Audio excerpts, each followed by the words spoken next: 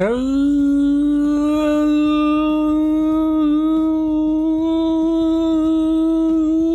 everyone! How is everyone on this lovely Sunday? Hello, Caden. Lovely to see you. Yeah. I hope everyone has had a nice day. I've also just had a fairly chill, relaxed day, not much going on. It snowed today and then quickly became very cold rain, which meant that the roads outside were incredibly slushy and dangerous. But I had to go out and get down to the shops anyway. But yes, I've been, this is not much going on today. I've been making sure everything's all sorted and ready for the upcoming weeks. But yeah, not much. Glad to hear you're doing okay, Caden. As for anything else I do, I managed to squeeze in a little bit of the Splatoon 3 big run thing, which is nice. I like it. It's fun. But I was like, I like Salmon Run, but I don't think I get as crazy into it as some people do. And I get too frustrated at people who are on my team who are bad and just let me down, and totally never my fault. I'm never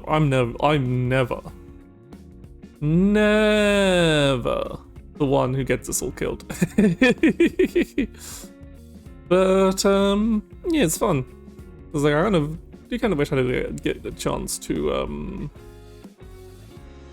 stream it a bit, but alas, already had plans for the weekend because I had the collab yesterday, which was really fun. This is I did let myself get dragged around a bit by Web. She just like, didn't have anything better to do, so might as well go on an adventure. And turns out there are consequences to that. Oh, that fucking treasure map. I'm going to have nightmares about that for the rest of the life. I'm sorry, Kaden, but yes, I'm going to have be... Wait, I'm working on making sure at least all my VODs are fully exported to YouTube by the end of the week, where I have to go. So at least I can like schedule a VOD to go up on YouTube every day until until hopefully I get back. But yes, I'm sorry, I will not be able to stream whilst I am away. I'll be very sad at all. Chris Cross will make you jump. J Phantom, hello.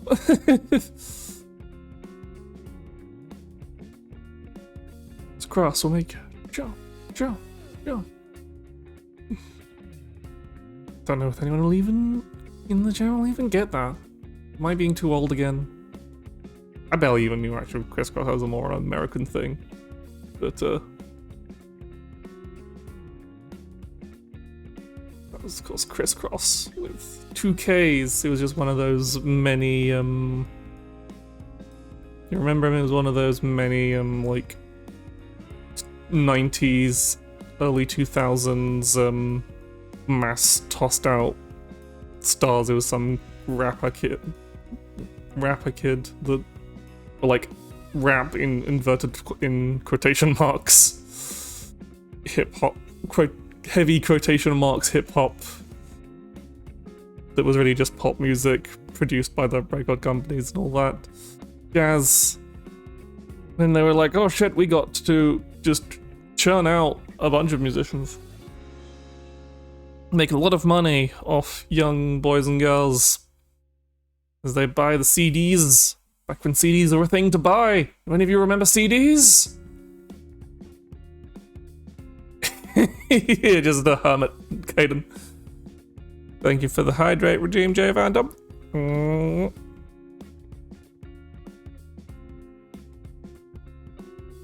But yeah, got diskettes. My god. I'm gonna have a weird old one. Anyone? Yep, floppies. God, okay. You're all we can be old together. Oh, floppy disks. Does anyone, do you remember, like, as a thing you'd get in cereal boxes, was those kind of CD cards that were like, okay, so we're all reasonably old enough here. We're all good. We're all good. It is. I don't have to feel painfully. I think it was. We're talking about something like early. Yeah, I think I was about the same as my generation, really. But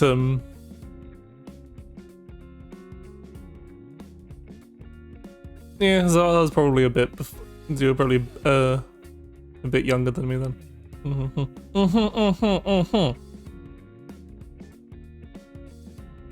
Yeah, I had VHS tapes as a wee bunny. And all the fun those entailed. Winding VHS tapes and audio cassettes. And then quickly produced onto CDs, and now just everything's, you don't get anything physically anymore, except for like Switch cartridges, really. I don't know. I guess I don't really own anything that uses discs anymore. Most PC cases don't even have disk drives. Records are making a comeback, but records are making a comeback for a reason that I don't think CDs will. Because because of records being the main purely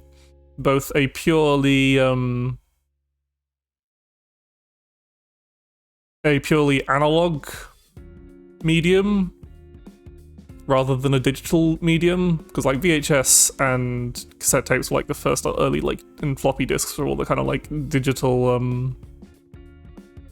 mediums where everything was actually like encoded in bits and data, whilst stuff like vinyl records and say camera film, like proper camera film, is like still just like, if you want an actual analog system that has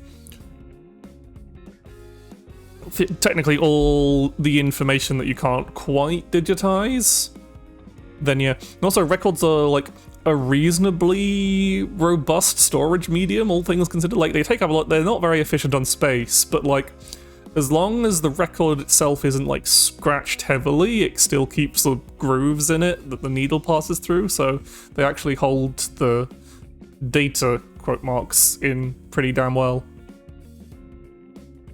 But that's why they still have that audio quality that people swear by. I wouldn't say records are making a comeback. Records have made a comeback. I can go down the yeah, you need to have a very expensive setup for it, but there's a reason why they're still around and why a lot of people still use like traditional. So people still make records and people still do traditional photography using film rather than digital images, because a digital image is still going to be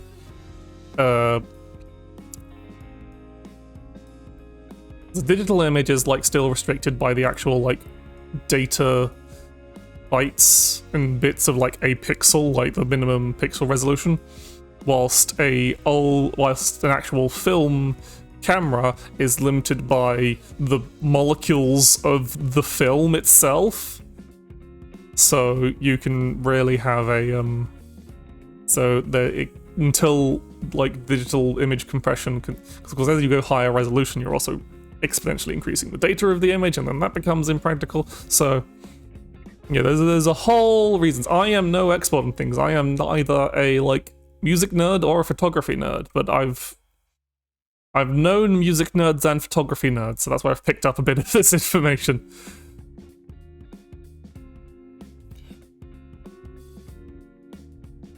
And I've done a bit of I've done a little bit of a physics degree, so I know I can approach it from that angle of, okay, so it's like this because of like actual physical properties of molecules and shit. Which is again why people we're constantly trying to make like proper quantum computers a thing, because then you can store data on like literally an atom. And so things get absolutely crazy.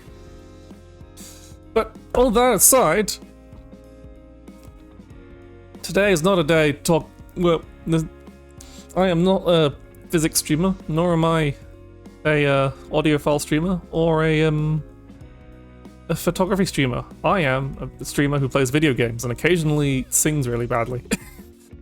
And today got Shadowverse Sunday, the last Shadowverse Sunday of 2022.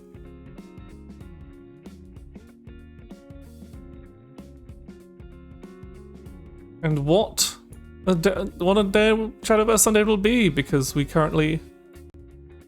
Sorry, I'm not qualified. There are much better streamers for like nerding out at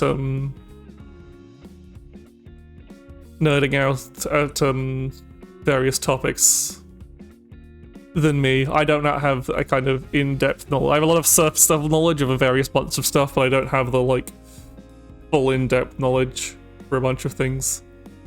And I like playing video games anyways. The only things I do have like more in-depth knowledge on is a very personal thing, so it's not something I can really do on stream, because it would if I like disclose what I actually do for like the closest thing I have to a job, that's basically instantly giving all my personal details away. It's that kind of work I do, so it's not something I want to bring up on stream. But that needs to be locked. Okay, so let us move on to the game. Shadowverse is going to be a fun time in Shadowverse. Let's move on. I don't have the... I forgot one thing. I did all the other prep. I forgot to set up the... There we go. Good, yes. Return to the Shadowy Verses. And this time they are currently running the Crosscraft, which I shall explain shortly with visual aids once I actually get in. Yeah, login rewards. I thought I logged in today. I guess I was going mad. Yes, Crosscraft. Oh, that's opening webpage, that's useful. Okay, so I guess it's best to show it from the deck screen, probably. So Crosscraft is, like the kind of name implies, a format where you get to basically stick two classes together. And I'll go into the deck edit screen to kind of show the things. So when you're making a deck, you pick a primary class and a secondary class. And in the primary class of the deck, you have to and what this dictates is basically how many cards from that deck you have to have. So you can't make it. So for example, this deck is a primary Portalcraft, secondary Swordcraft. Secondary Swordcraft, and it so I need to have at least 24 Portalcraft cards and 9 Swordcraft cards. Obviously it's a standard 40 card deck, so you can use neutrals to fill out the spaces or just other cards of the classes. As you see, I've got a few more Swordcrafts than you need minimum of, as it is the things. And yeah, it just lets you do really silly things. So this is kind of like going to be a mini deck guide. I might actually put this up on YouTube just as a fun thing, because I haven't had a chance to really put up a I haven't had a deck guide to put up on YouTube in a while. So you're watching from YouTube. This is the intro. This is my Shadowverse deck guide to Crosscraft, Portalcraft, Swordcraft, Golden Puppets, as I call it. Or mostly it's just a very weird version of Quickblader Sword. So, which oh no, yeah, the Quickblader Sword guide I did has been lost. I need to actually like go and do video editing to actually pull out from the actual video files because I screwed up. Oops. But anyway, so really the core card, this one's a bit more like built around Golden Warrior. It's a Crosscraft deck that I used in the last Crosscraft, which would have been last set, but this is just a newer version because it still works pretty well. A lot of the core cards are still in rotation.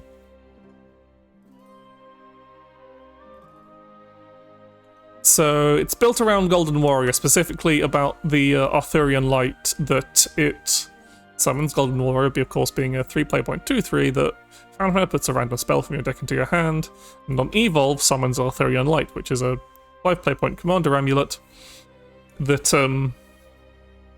the commander trait doesn't really matter here, but it can matter in certain situations. Whenever an ally follower that originally costs 1 play point comes into play. I remember it's exactly originally 1 play point. Give it Storm, and at the start of turn summon a Knight, which is of course a 1 play point follower, so we get Storm. So the main interaction of the deck is built around combining that with Enhanced Puppets, which are of course 1 play point followers, so they get Storm, but they're also 3/3s. So it's basically a very aggressive deck that aims to just run your opponent over with a lot of damage from Storm Enhanced Puppets. And to that end, basically got a lot of cards that generate Enhanced Puppets. It's got Tinkering Shopkeeper, which is a standard 1 play point 1/1 that gives you Enhanced Puppet on last words, and the Fanfare is quite handy for healing up. Craftsman's Pride, obviously, is a very good versatile spell for getting puppets. Puppets themselves, because it's 0 play points and not 1 play point, they do not get Storm, so you don't have to worry about, like, if you do generate puppets off Craftsman's Pride, you don't have to worry about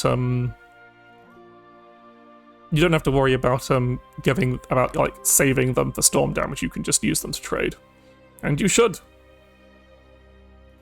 Yeah, you usually get Enhanced Puppets and either a Puppet or a Forged Weaponry.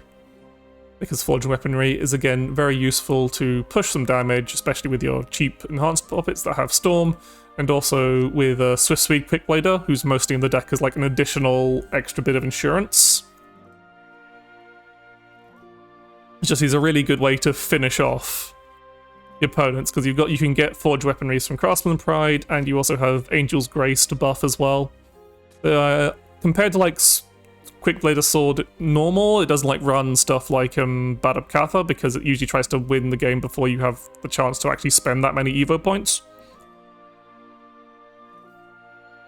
But I can see you, but her fitting into this deck.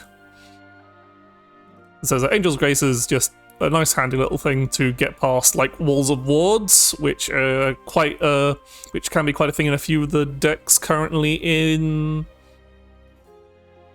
the Crosscraft meta, especially the things built around Discard Dragon, because if they set up a wall of wards that are wall of like noirs and blanks, then there's pretty much nothing you can do about it, because you're going to have to spend a lot of resources that you could otherwise be used killing your opponent and trading into their big wards. And like this particular version of the deck I have has no board clear whatsoever. It's entirely an aggressive variant, but you can add them. But yeah, it's just your usual. It gets past wards and buffs, which obviously works very well with Swift Speed Quickblader, but also still works well with your Enhanced Puppets as well, for giving you just more reach. And Penguin Guardian is another handy little 1/1. It's a 1 play point 1/1 ward. with Fanfare put a Great Shield into your hand, which can be a bit clunky. It can like clog up your board space a little, so it's iffy. But not your board space, but your hand space actually, because it's a 2 play point amulet that Fanfare gives an allied swordcraft follower +0/+1, which is fine. And last with summons a Shield Guardian, and like usually it's like you'll usually only put Great Shields into your hand. You'll only be playing. The main reason you play Penguin Guardian is because it has this Rally 5 gain +2/+2.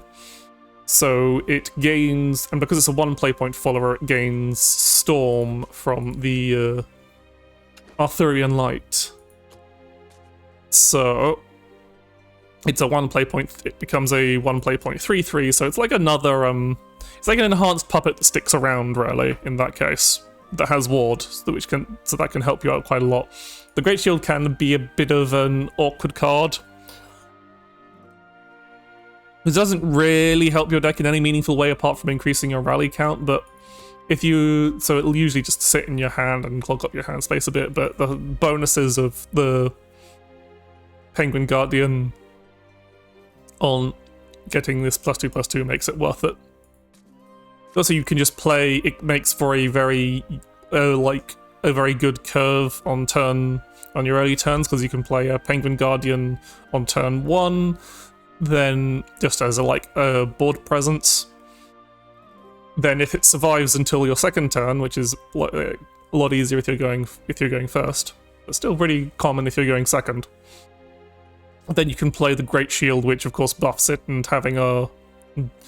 makes another follower afterwards, which is of course another 1/1 ward. It can just generally be a good early presence on the field. So basically that's your turn, and that can easily be your turns 1 and 2 sorted in a single card, which is quite nice. It's quite efficient in that regard. But later turns you probably will just keep the Great Shield in your hand unless you've got the board space and play points spare for it. Other card so the other important Boss Puppeteer is just another way to get more enhanced puppets into your hand, because on Evo she generates 2 enhanced puppets, which is quite nice, and also a single puppet for trolling board Ord Little as well. Nothing else much to say. Just a neat, handy little way to get more enhanced puppets, which of course you want to kill your opponent with. Dwarf Engineer is a 2 play point 1/3, who's mostly here to get you Doll Operation, which is a 1 play point spell that gives a random puppet in your hand +4/+0. And Enhance, you put 2 puppets into your hand and then give 2 random puppets in your hand +4/+0. On the Enhance 7 on this card will not be used in this deck at all. You never play this card for Enhance 7, because the main thing you want to do is buff a enhanced puppet, but of course if you play it on the Enhanced 7, then the 2 puppets you're adding to your hand are not enhanced puppets and thus won't get Storm. So this is just a nice easy way to make a very dangerous enhanced puppet, because even one of these spells will give you an enhanced puppet that is a 7/3, so now that's a 7/3 Storm for 1, which is a lot of damage. That's the main reason Dwarf Engineer is here. It's also a quite handy early game, because it's a 2 play point 1/3, which is a nice stat line for just helping control the board, or just sticking around to get some early chip damage in. Licht is mainly here as another way of getting an enhanced puppet whilst also getting a normal puppet for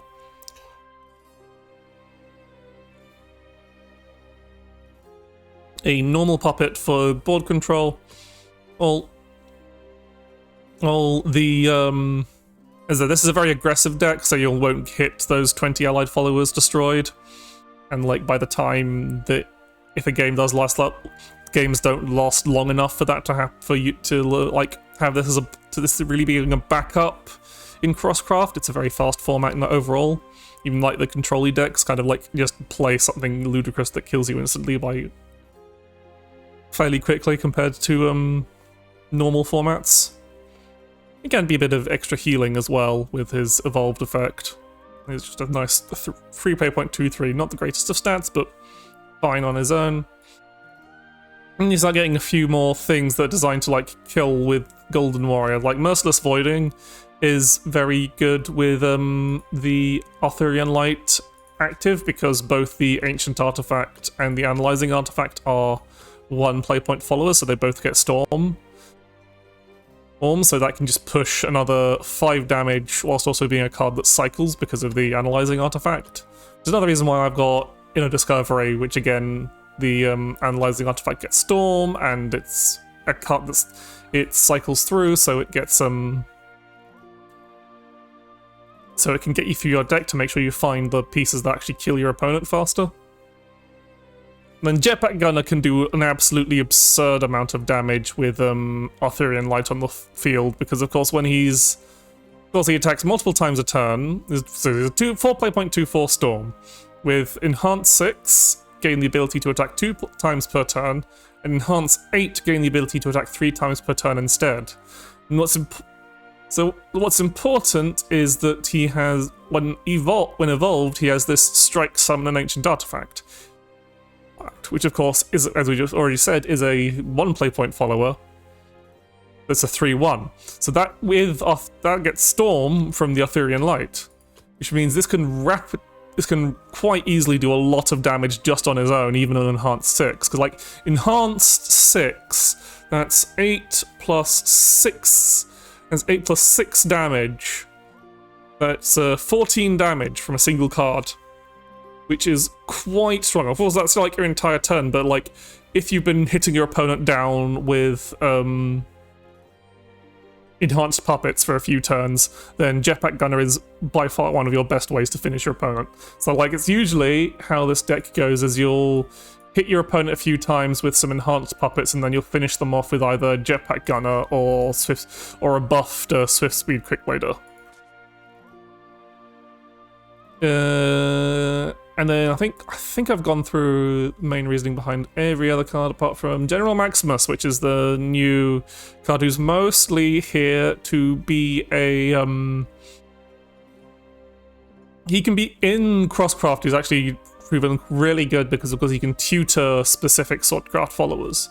Because he only pulls Swordcraft followers, so when most of your deck isn't Swordcraft followers, you can have a very versatile deck that still has a very specific pull from General Maximus.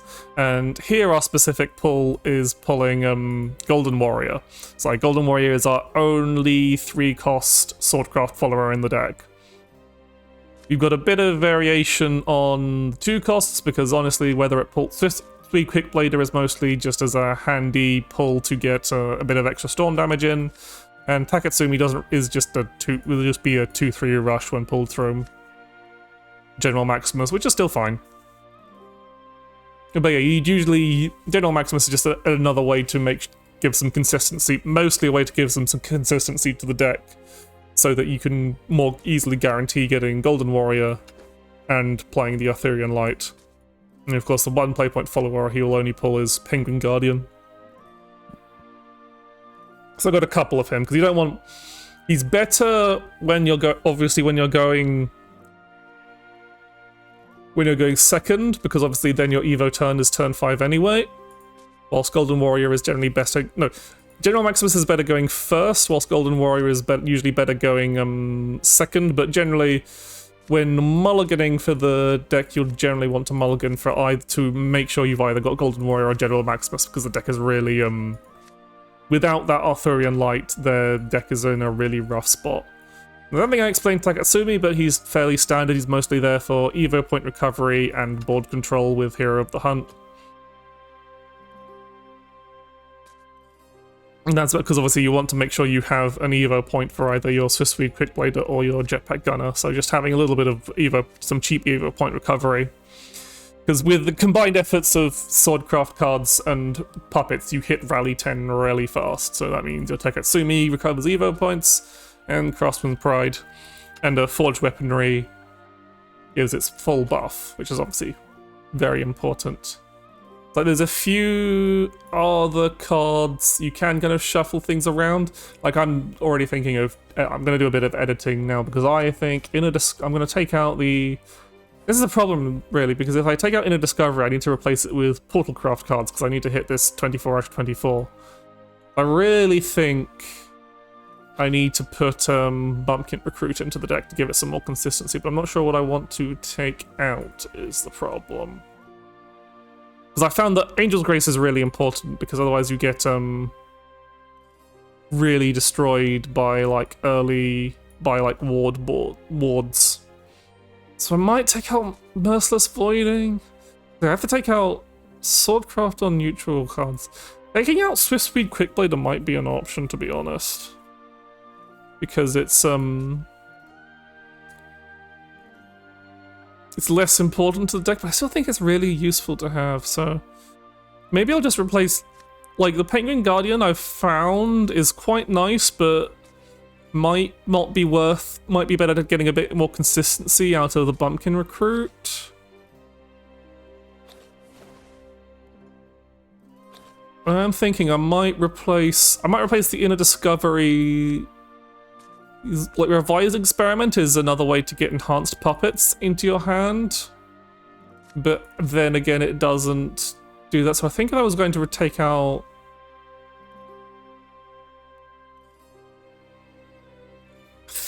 Yeah, I'm going to try doing this. I'm going to take out the Dwarf Engineers, increase the amount of... So I'm just going to do this because I just want to, before I go into some games, because I want to try this out. So I want to add some cycle, because I've had a few games where even with what I have currently, I still haven't drawn Golden Warrior or General Maximus by turns 4 or 5, which in case the deck just dies. It doesn't really do much. So I'm just doing this to kind of like add a bit of a bit more consistency into the deck. So let's save that. That's the end of the deck guide. If you're watching this on YouTube, if I've remembered to export this, please like and subscribe and all that good stuff. And check out my streams on twitch.tv/KurosamiVT. Boosh. That's the end of the YouTube video. You can... I don't want to go to... Nope. And we go back to get our title bonuses. And yeah, let's play some... I'll show off some Crosscraft. And you can see about it being very silly. I might try and I'll probably play a few games with this and then try and see what other, like, Crosscraft decks I can kind of make. One of the nice... So how they do Crosscraft is it's a limited time format, and they have this, like, small... You have, like, mini ranks, a mini ranked season. So this, of course, goes from available until December 8th to December 27th, which would probably be when the next set comes out. Which is good, because I was getting kind of bored of the current meta. That's why I was like, well, originally I was like, I'm a really good... I know, Kaden, I know. But there's going to be people who watch the video on YouTube and they won't be subscribed. So I've got to tell them to subscribe. But yeah, they do a little, like, mini ranked season. You just want to climb up to Masters in this limited time. But obviously it's a lot faster than usual. They've actually introduced a small ban list for this. I can't remember if they've... That'll open a web page, which I don't want to do. I can't remember if they had a ban list already, but I know they restricted Kagamitsu from Swordcraft because he made Rally Swordcraft way too popular. I think I know the other card from the previous Crosscraft that was a problem was Erica, but she's rotated out, so we don't have to worry about that. I think she was restricted as well before they ended the previous Crosscraft. But yeah, it's fun. It's a lot of fun. There's a lot of nonsense to have, and it's just a good way to, and you get bunch of stuff applying it. So let's see, can we get to I said ranking up is fairly quick, so maybe we can get to AA by the end of the stream. Oh yeah, Erica was banned completely, wasn't she? Also, welcome, Gandalf Potter 619. Welcome to the stream. You're just in time for some games, but yeah, Erica was banned completely. Anyway, whilst we have some good early puppet generation, I am too paranoid about not drawing Golden Warrior. And we drew the same starting curve anyway. So we're up against... We have to be really... I'm gonna go for Forge Weaponry here because I don't think Puppet... They're playing Dragoncraft with Runecraft sub, which means they're probably playing the Ziff list, which is Discard Dragon with Yukishima, which basically earns to draw through their entire deck as quickly as possible, and then Yukishima the opponent for 1 billion damage really early because they've ramped with the Dragoncraft cards. Okay, we've secured Golden Warrior, that's good. We can just generate more enhanced puppets for now. Probably want to save this Merciless Voiding for after Golden Warrior. So I don't know what I'm going to do next turn, because they're unlikely to actually play anything. Yeah, they're just going to... So yeah, oh no, they're playing a different deck. They're playing the Ryo deck, so their goal is to Ryo really fast. Okay, I'm just, rather than holding on to this Forge Weaponry, I'm going to play it now because this is a race. We have to kill them before they pull off their stupid nonsense. I'm actually going to play this. Do I need to play this puppet to make hand space? No, I do not. I'm not going to play the puppet to make hand space.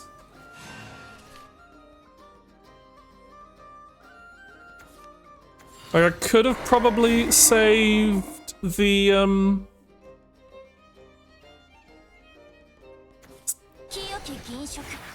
Okay, that's fine. That's not dealing with our board. That's ramping, which is bad. Yeah, that's fine. Oh, good thing we kept that puppet then, because then we can trade with it scot-free. So, yeah, as I said, I'm just trying to do as much damage as possible as fast as possible. There's an Angel's Grace, so that'll be really good soon enough.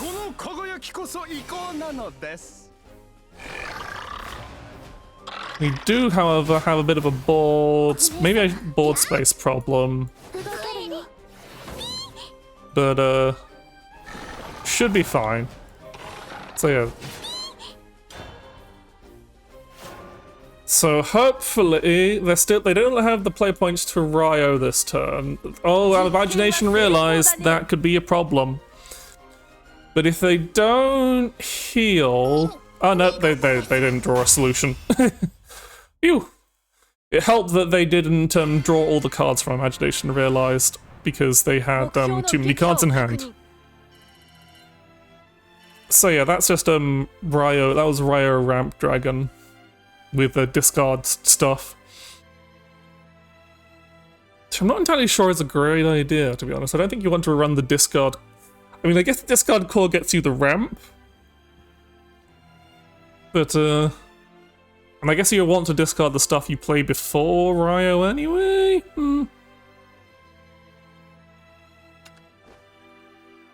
But yeah. As I said, that was us just being super aggressive and just crushing them out before they had a chance to, like, actually do their bullshit. Which is what that deck is highly weak against because they're playing a deck that does nothing for 5 turns. So Dragoncraft, Bloodcraft, so this will probably be some combination. So they're probably playing... There's 2 kind of ways they usually do this. I'm going to keep the Bumpkin Recruit because I want to put some early pressure on. Okay, so... Not mulliganing... So we didn't get Golden Warrior, but we've got 2 cycles at least. Okay, so this is using basically what you see a fair bit of, which is combining the... In both ways, really, combining the Discard Dragon package with the Handless Blood package. Basically to boost the one with the other. So we'll see if they're going Handless. They probably do have Paracelese, But I think because they're Dragoncraft primary, that they're mostly doing, I said before, because we don't have Maximus or Golden Warrior in hand, we want to prioritize stuff that draws us cards more than anything. Whilst also putting pressure on the board.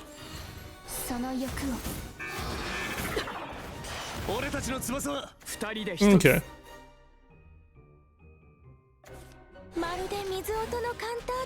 So yeah, they're definitely not going handless with this setup, they're just using the, It's got Swift Speed Quickblader at least. So even if we aren't drawing... this is a kind of annoying... I don't really have a great option for dealing with this 2-2 though. And they're probably playing fairly aggressively, but Lick's still probably our best play here. But yeah, the lack of Golden Warrior is really annoying right now though. But yeah, they're playing Discard Dragon with the, Okay, they just traded there. Interesting. Ah, perfect. Just on time.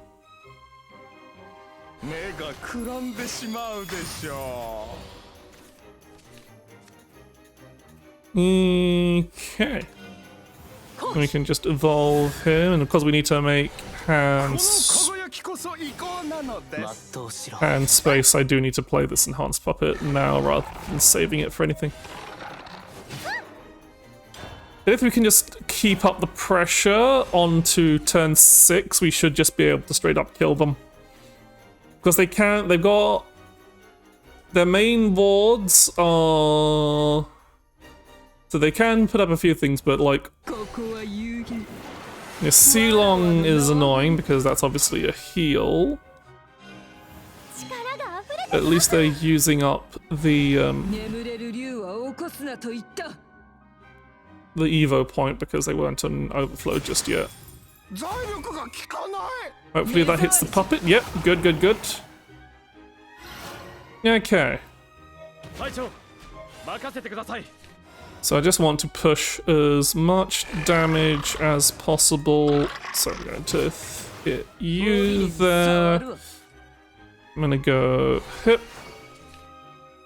Craftsman's Pride for enhanced puppet and forge weaponry. Then I'm going to push some damage and also heal up a little. I'm going to evolve Licked, because I feel like I might as well. We've got Taketsumi for the Evo point recovery, so if we need to like end up needing to Evo Swift Speed Quickblader, it should be fine, but I'm planning on just...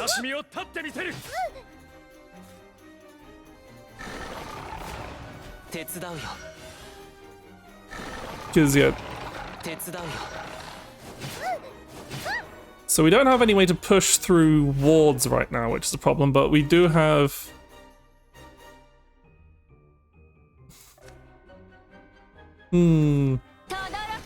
Okay, but they're probably not going to, like, make any wards. Also, they're clearing our board for us, which is actually quite helpful.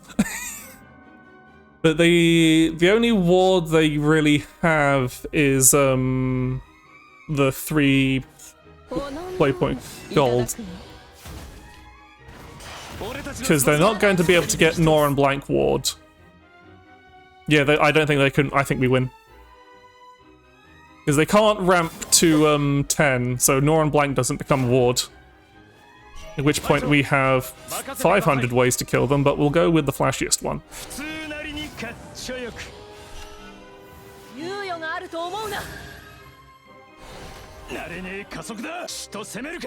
Because of course, so we won't be using it, but yeah, as you can see, the Arthurian Light, like even if they healed a bunch, they were very dead. The only thing that would lock me was wards, and even then, I had a few options that were still pretty good for it.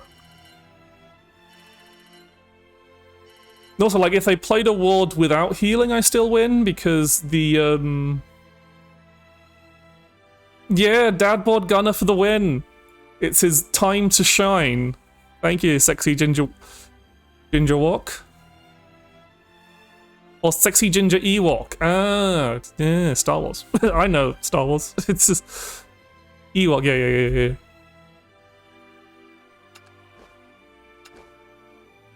But yeah, he was the star of the deck in the previous cross. It was like the previous version of this deck.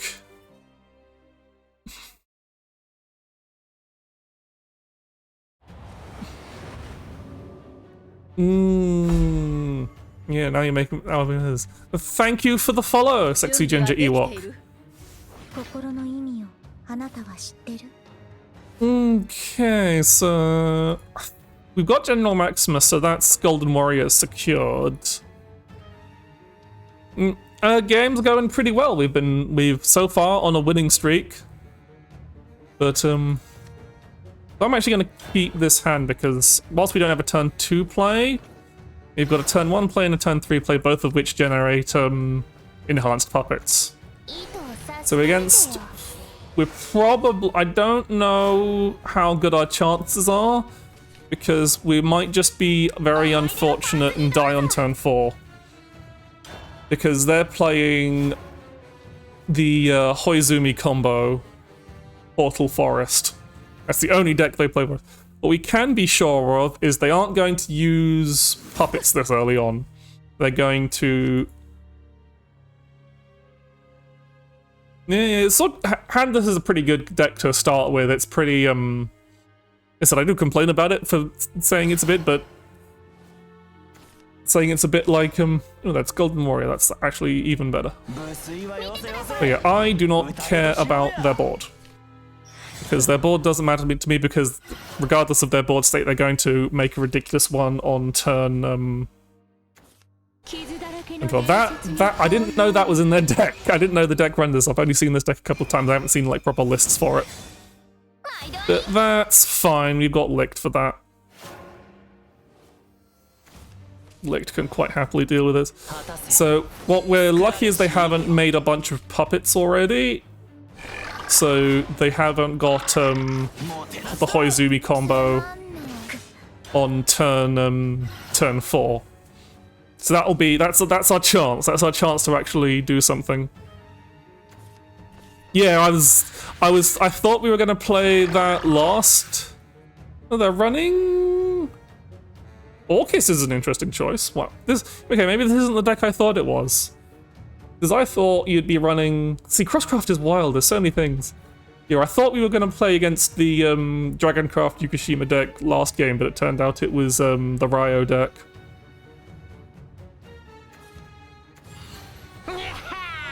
Interesting. I guess they are playing the combo, but they've got 2 Orcuses in the deck. Okay.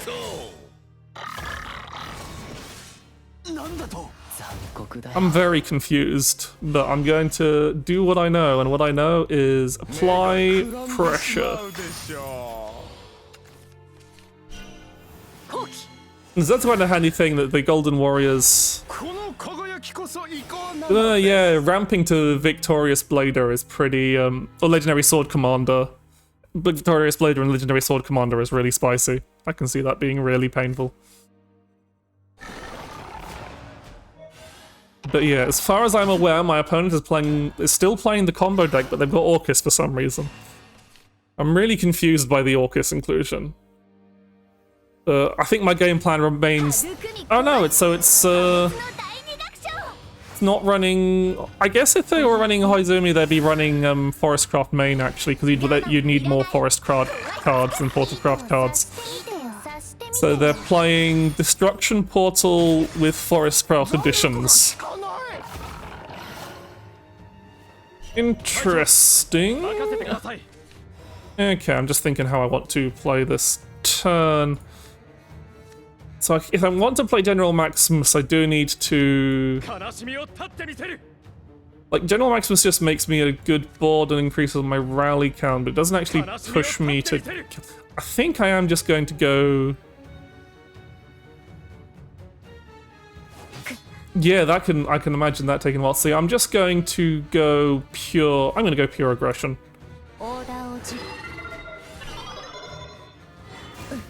We'll do that, that. We don't have to worry about hogging our board space because I know I should. Is that because I want to do more damage as fast as possible? Yeah, I should have evoed one of these. Whoops.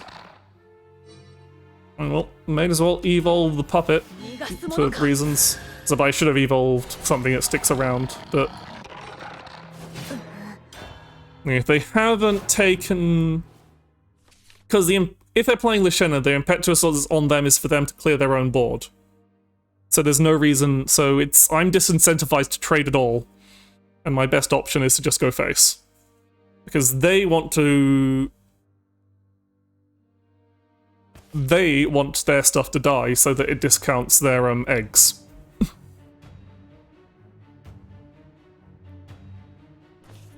Whilst I want just to smack them in the face. So if I do this, they're incentivized to like trade into my stuff rather than actually, but yeah, I did make a misplay there. I should have evolved one of the artifacts. So they got like, even if they go, like the worst thing they can, Cosmos Fang. Yeah, saw that coming. But Cosmos Fang doesn't, so it doesn't really matter, but yeah, that makes no difference, they're dead.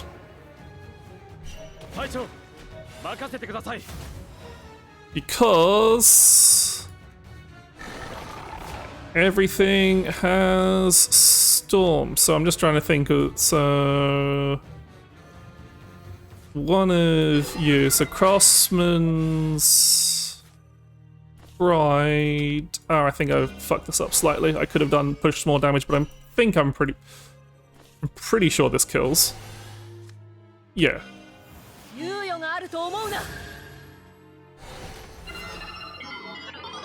That's exact lethal, baby. Yeah, but I fucked up. I shouldn't have played the analyzing artifact. I should have just played the I should have just played the Craftsman's Pride first and generated an enhanced puppet because that was one more damage. But as I said, we had lethal anyway, so it didn't really matter.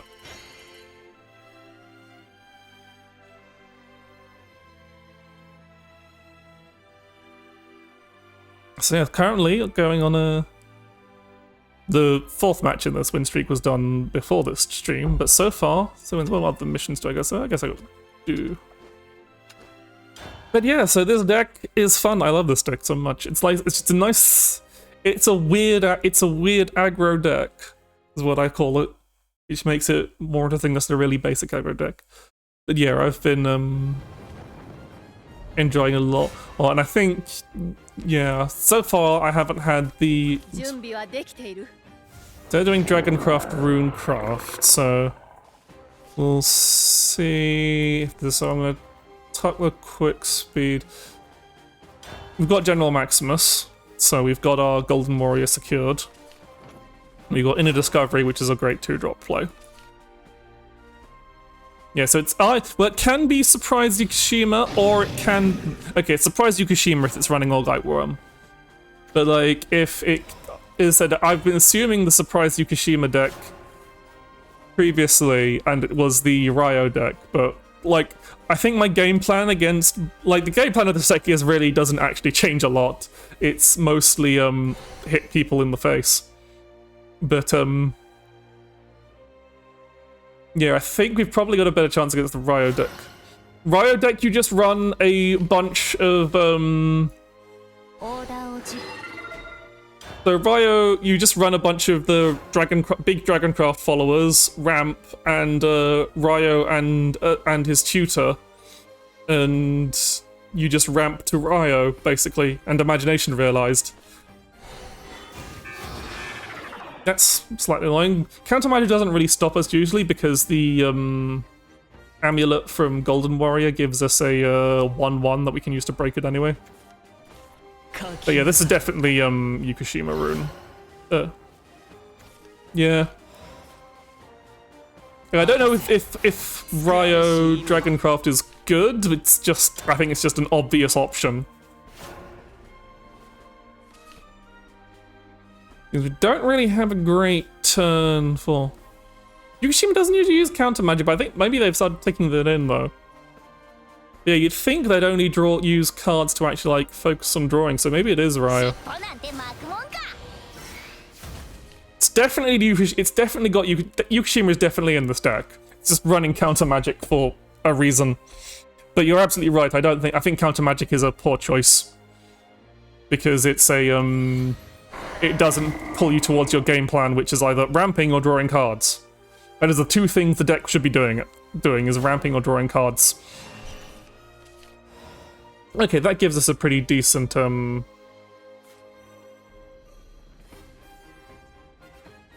option. So I'm just going to evolve to get cards out of my hand as well, which is annoying. So I'm gonna play these. Yeah, I'm gonna evolve this because evolving Licked. Yeah, Greater Will would definitely be the better option I would use. Ah, fuck! I burned a puppet. I should have done this in a slightly different order. Whoops. But anyway, this is yeah. I goofed because I was also talking. But yeah. And I don't think counter magic stops a lot other than the mirror, I guess.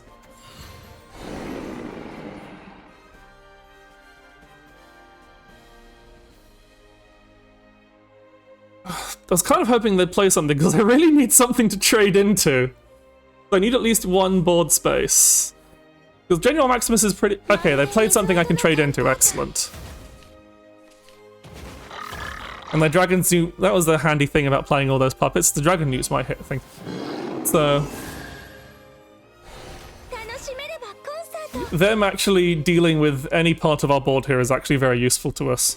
Because for...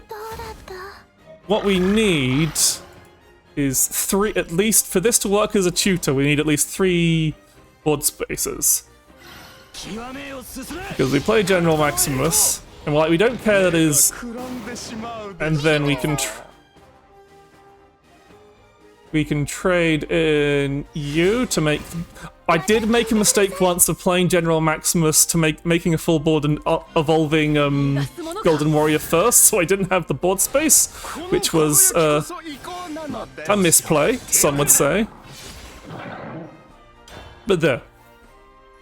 Now we've got our setup. They're probably going to do the discard dragon thing, and then probably try and kill us next turn. Yep, there's Lumior.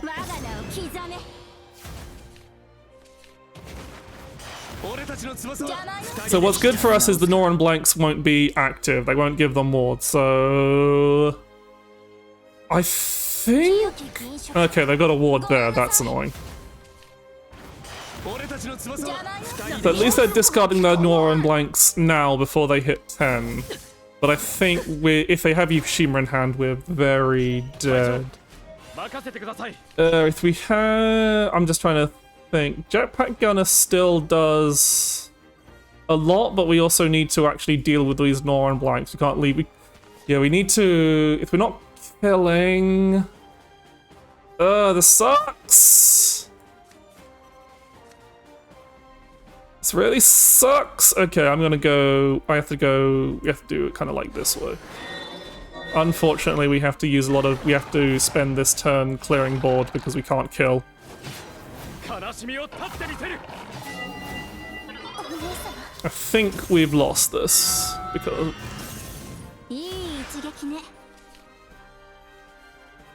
Yeah, and because we can't kill, we have to kill these Noran blanks, so they're not a problem. So our hope is that they do not have Yukushima in hand. I really wish I had like a 0-cost puppet there so I could push some more damage, but I think we're just dead. Here comes... Yep, there he is, Widow. Yeah.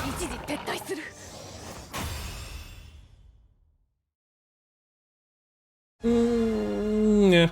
Oh well.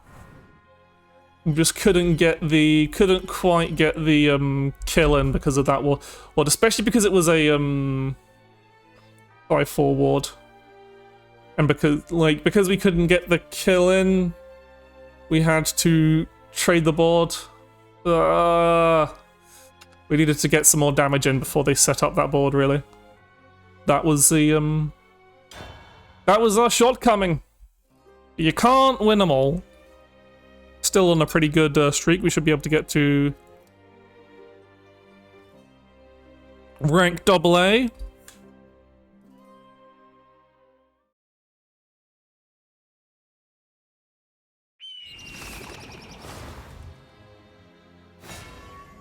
Okay, so this will be, this might be difficult as well, because this will be handless blood with the Dragoncraft discard stuff. So we definitely want to just straight mull for our main combo parts, because most of our early board cards will just fuel their discards. It is handless blood. Okay. That is definitely a card in your deck.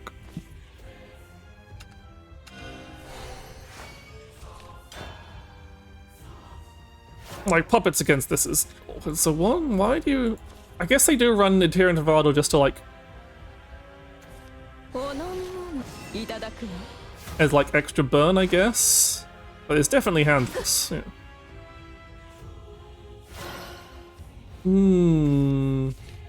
So I don't really want to play anything, but I might as well play Inner Discovery, even if it does give them... let's see if I regret this. Because, like, I really do need to contest this board slightly a little. At least it doesn't let them get the extra damage off Adherent of Ardor, but I'm feeling like they're probably just going to, Okay, they're just using that to ramp, I see. This is awkward, so I kind of... So probably best thing to play here is Merciless Voiding, because it cycles through, we deal that, kill that. Not a... where are you? It's gonna be one of those games where we don't draw the cards we need to not die. I'll probably do a... if we don't... So this is just... maybe this... okay, it's definitely this is, yeah, just very aggressive handless. I guess it would be. Handless is an aggressive deck, why wouldn't it be aggressive? Okay. We are in a really bad spot right now, so I'm gonna go with Licht so that I can... mostly because he will... I should have traded first to draw a card. If we draw fucking... So I'm doing just this to... basically control the board.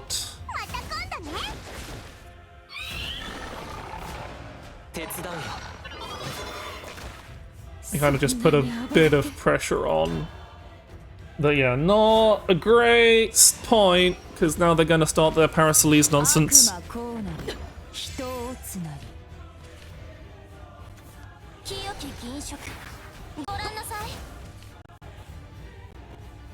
It's handless with ramp.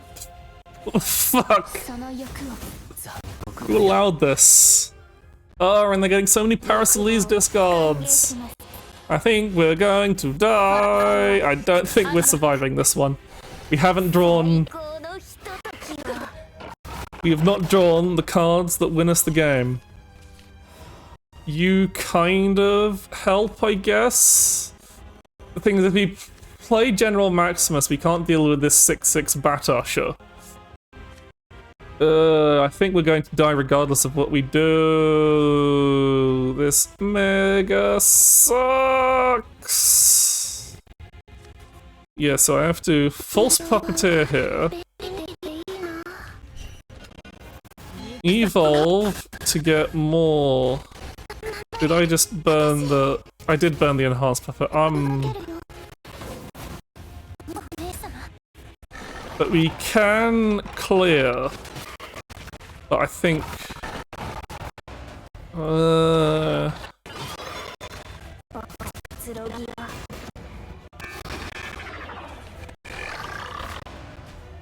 and we do get the heal off that at least, so... We're surviving a little bit, but I don't rank our chances of surviving much longer.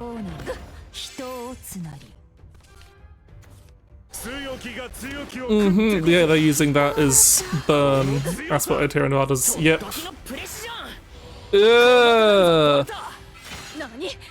Handless ramp is evil. Oh. Also, we just had a really bad game. But yeah, being able to ramp to parkour werewolf's actually quite scary. And we still need that one more. Of course, it's always, whenever you have a mission that's win 7 ranked matches, it's always the 7th match that takes you fucking forever. Oh. You'll just get, I swear, it's rigged, I tell you, rigged.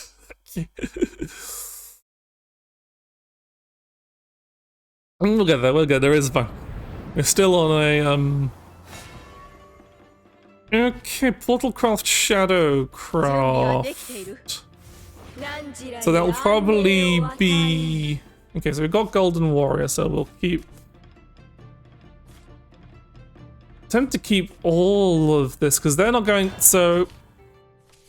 Portalcraft Shadowcraft is probably going to pull really fast Calamity's Genesis.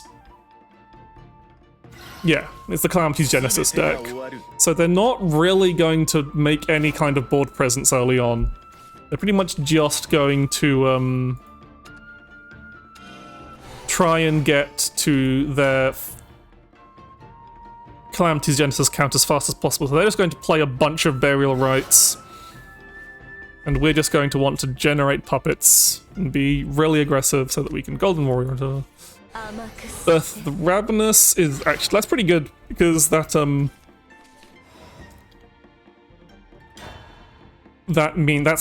not going towards their game plan. There's an odd choice of, I guess because they burial right a lot of cards, it does generally guarantee draw for them. It's never going to give us a draw. We have, this deck floats way too much hand size because it fills it with puppets.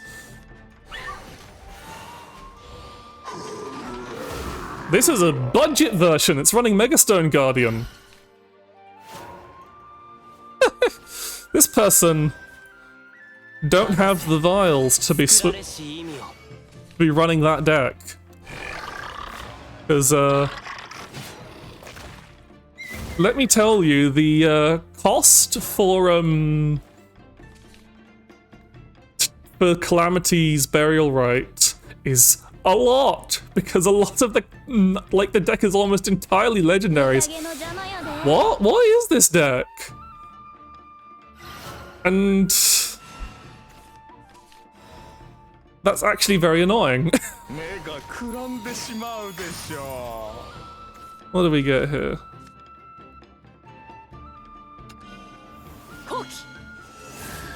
Okay, that's slightly annoying because that is a ward in the way, but they're not progressing the Calamity's Genesis whatsoever. So, but yeah.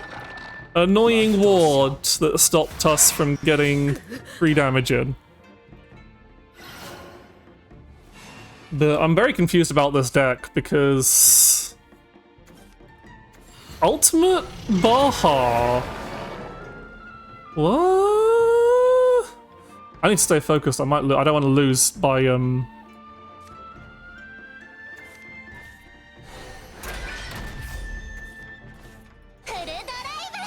Okay. You've made a big fucking barrier artifact and also traded the weaker follower? I'm very confused.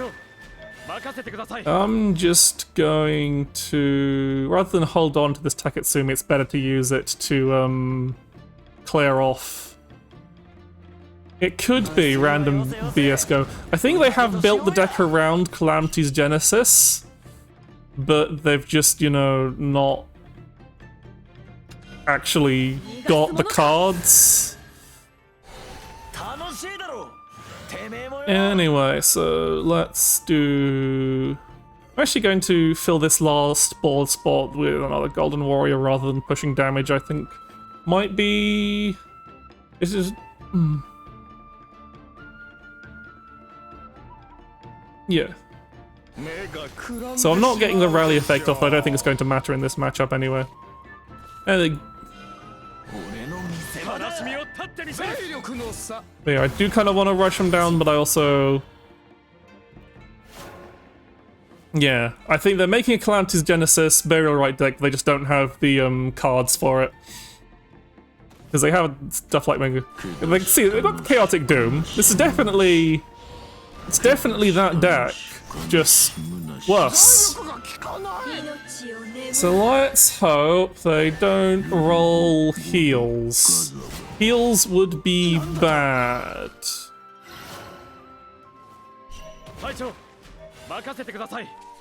So let's see, do you heal them? Evo point recovery, that's fine. Let's see, so we've got this Angel's Grace, but we don't actually have a kill for it yet. I'm trying to think what's my best option for...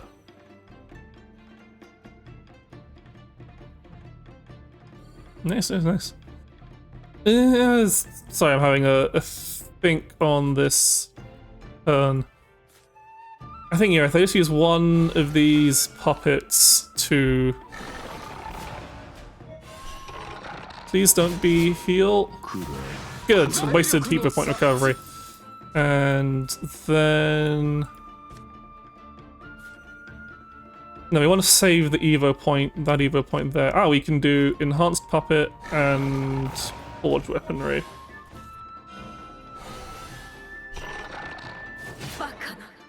And then next turn we've got Merciless Voiding and Angel's Grace. Or we just double Angel's Grace, the Arthurian Light Follower. But yeah, it's all going good. I think we're winning. Oh, Magna! They're using Magna Transformation to tutor out their...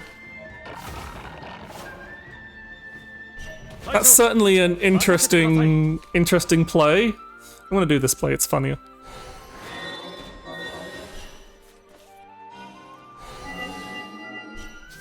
But it wants a -1/-1. Yeah, that's certainly an interesting deck. I have no idea what they were doing there. They had an idea about Calamity's Genesis and didn't know how to build around it. Or there's some weird shit that's come around. But yeah, you're doing pretty well, winning games, climbing ranks in Crosscraft. Ooh, we're almost at AA2. Let's see if we can get there. Might as well stick with what works. Yeah, discard seems to be like the main pick. Like discard things, like discard in rotation is a bit oppressive as well. I think with discard in rotation isn't overpowered. It's just really Dragoncraft. Oh, this will be yeah, we definitely want our win cons here because this will be fucking ramp into. Yeah, the discard Yukushima setup I think is probably one of the stronger decks in this. Because it's just... Okay, so we've got our...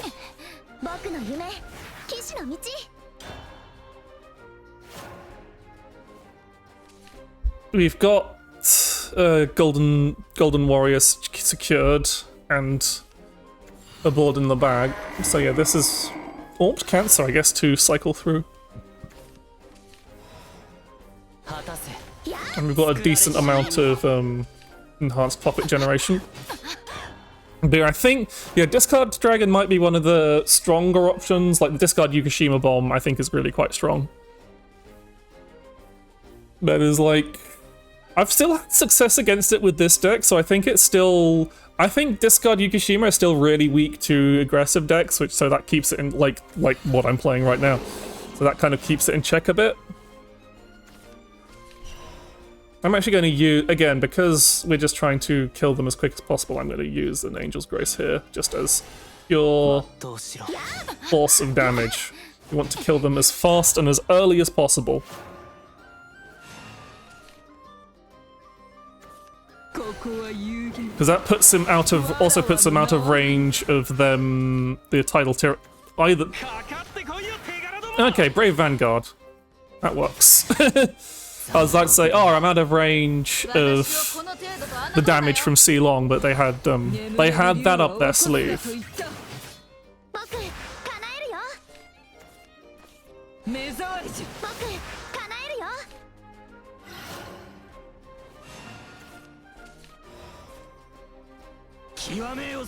But we can just...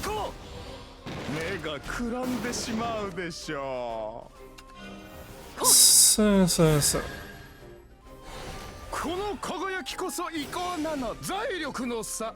Push damage. The problem will be, of course, Victorious Blader. They did not draw Victorious Blader, which means they're going to die. Like, that will... Oh, that does clear our board, though. Which is annoying. Wait, no it doesn't.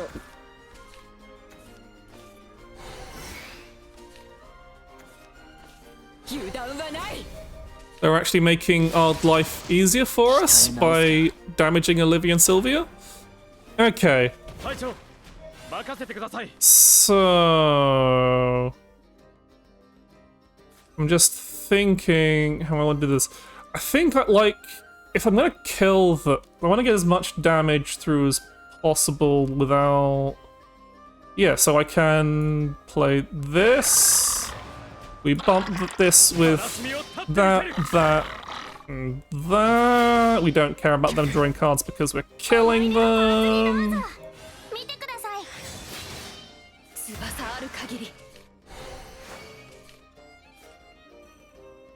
I need to check what's our rally count? Rally count's at 10, so I'm gonna play you. Oh, I've screwed that up anyway, so it doesn't really matter. But yeah, we kill regardless.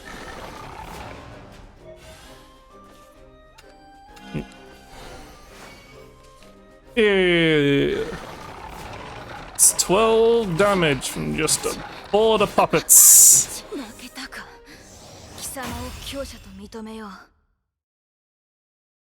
Mm-hmm.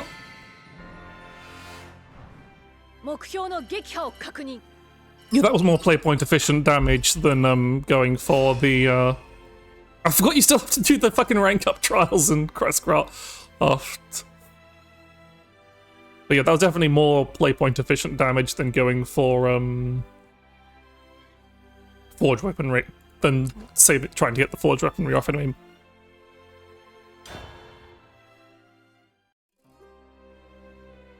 But okay, we've got to make sure we actually rank up though.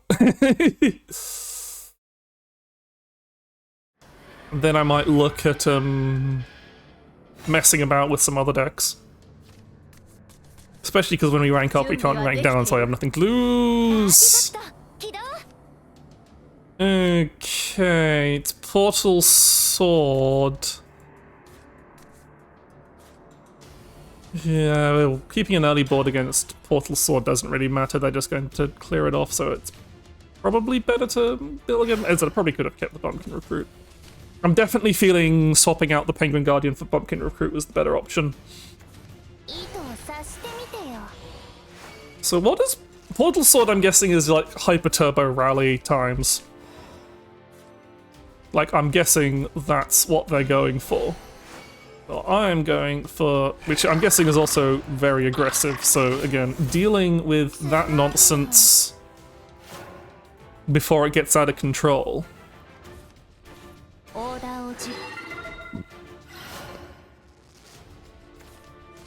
Okay, so that's... I'm gonna do this rather than bump that. Because I've only got one, like, they might be able to trade off with me with puppets, but I'm just like, eh. Our only awkward problem is we don't have anything. We might have to start using puppets to control the board. We'll see. Using enhanced puppets to control the board, which obviously we really don't want to do. Okay, that's Golden Warrior on 4 at least, so that helps us get out a bit faster. We could play the Golden Warrior on 3, but I think that's not a great idea. I think it's best to do that as early as possible. So yeah, well, I think we do want to trade here because otherwise we're just losing too much damage, and also we get a card. Okay, so not much, but we might as well play the Shopkeeper. So we'll start pushing in damage next turn. But yeah, they're probably just playing the rally game. They want to play as much stuff as possible.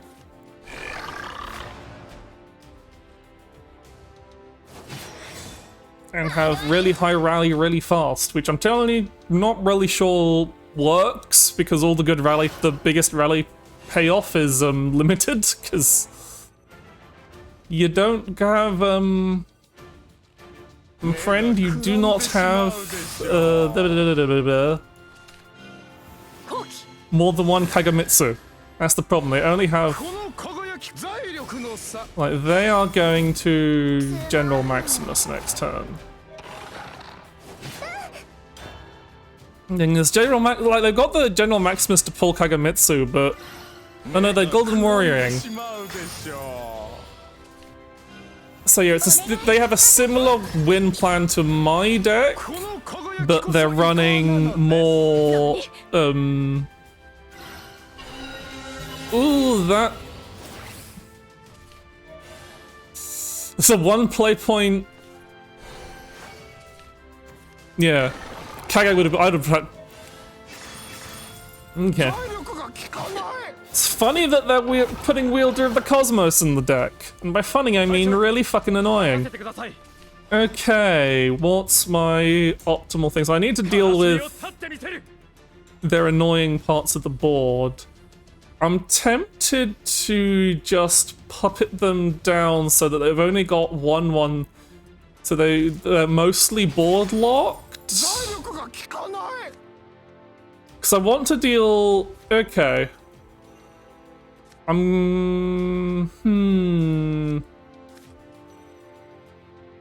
I don't want a General Maximus, I think.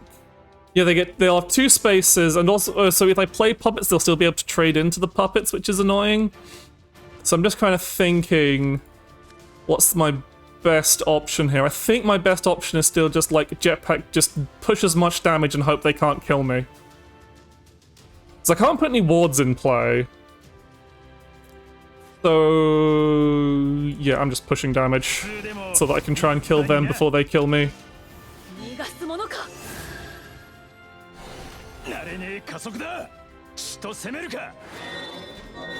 So he only attacks once, but that's still a lot of damage.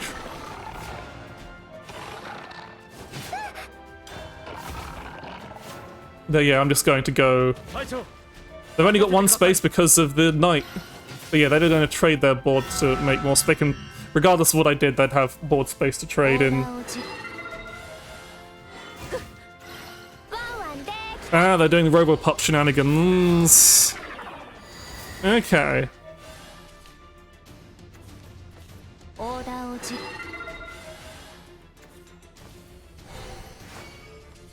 They can't kill me now? Well, they've got no play points.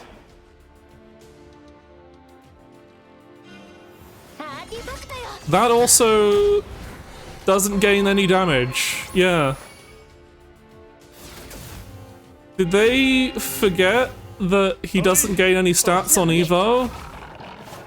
Also, I would not put Wielder of the Cosmos in this deck. It's absolute... Well, there's many ways I could win here. But Wielder of the Cosmos in an Arthurian Light, you have to remember there's no... Wielder of the Cosmos, on a decent play point count, will not benefit from Arthurian Light because he'll give himself Storm.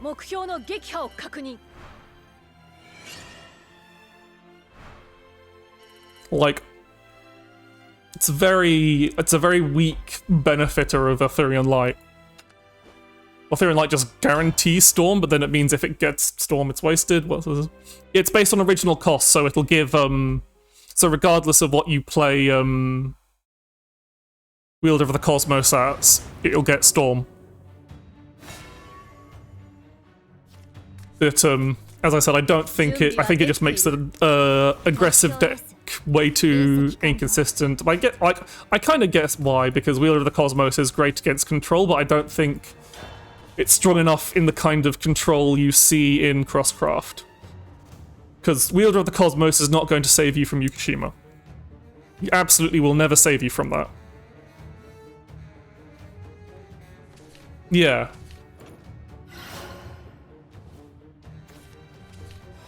This kind of deck absolutely needs to be lean as all hell. Any kind of they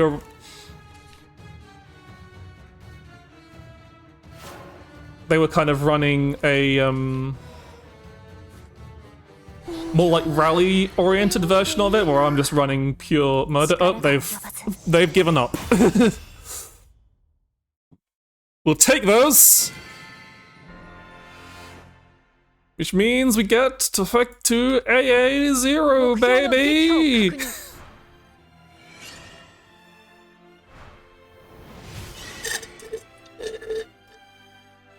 But yeah, that's why I put in more cycling cards by swapping out Penguin Warrior for, Battle Pass missions. I need to remember to actually play enough to... I'll probably play enough when I'm on holiday, because I play a lot. When I'm on holiday, I like to play a lot of Shadowverse on my phone.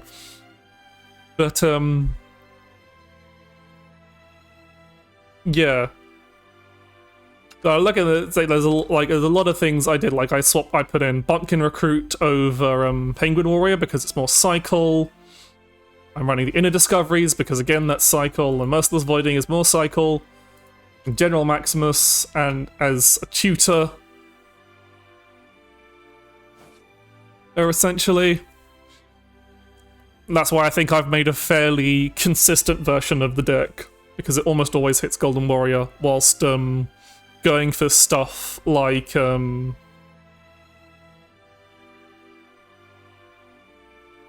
because like if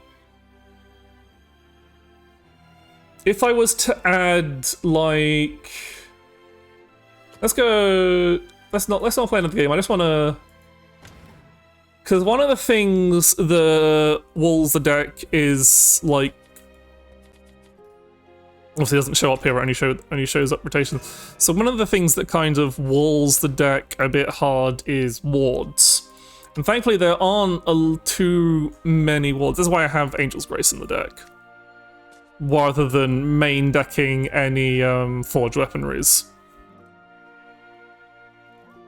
But yeah, because the main thing that hurts the deck a lot is wards. Wards and Mordecai, yeah. They said I haven't, I've seen a few of the Burial Rite, few variants of the, mainly, yeah, the Burial Rite, Portal Cart, Calamity's Genesis deck, but I've never seen them actually play, put Mordecai onto the field. He's never entered the field at all. He's only ever been Burial Rited. I guess makes sense. But yeah. Because, I'm trying to think what would be a good way to kind of, put some form of board clear in the deck if you want to make it a bit more, less, have it a bit more removal. Currently the only real removal card I have is Taketsumi. Other removal you could include in the deck is, Sweepadol. Then Sweepadol doesn't produce enhanced puppets. And regular puppets are just kind of useless for the deck. Mechwing Attendant is another... I wonder if Mechwing Attendant is a better option than Inner Discovery. Actually, I might... Because, it's essentially a very similar card. It's a... Oh no, it's Mystic Artifact, it's not, For some reason I thought she gave Analyzing Artifacts. No, Mechwing Attendant is a terrible idea. Definitely not better than Inner Discovery. It's still technically a card that cycles, but you don't really... The Mystic Artifact is actually quite useless. Just think, you could have you could put Glistening Angel in as a tech option, maybe? Because that's Destroy, but then that's using your Evo that you want to use to kill. Metatron's not worth the deck. The deck doesn't care about ramping. So I'm just trying to think of what would be a good way to kind of deal with. I think just having Taketsumi for removal. Yeah, not that many decks in the current meta invoke. It's like the Burial Rite. Like, you can block the... No, that's not an invoke. Is that an... That must be an... Is that an invoke, or is that a... Is, Lakandula Purgatory Inn an invoke?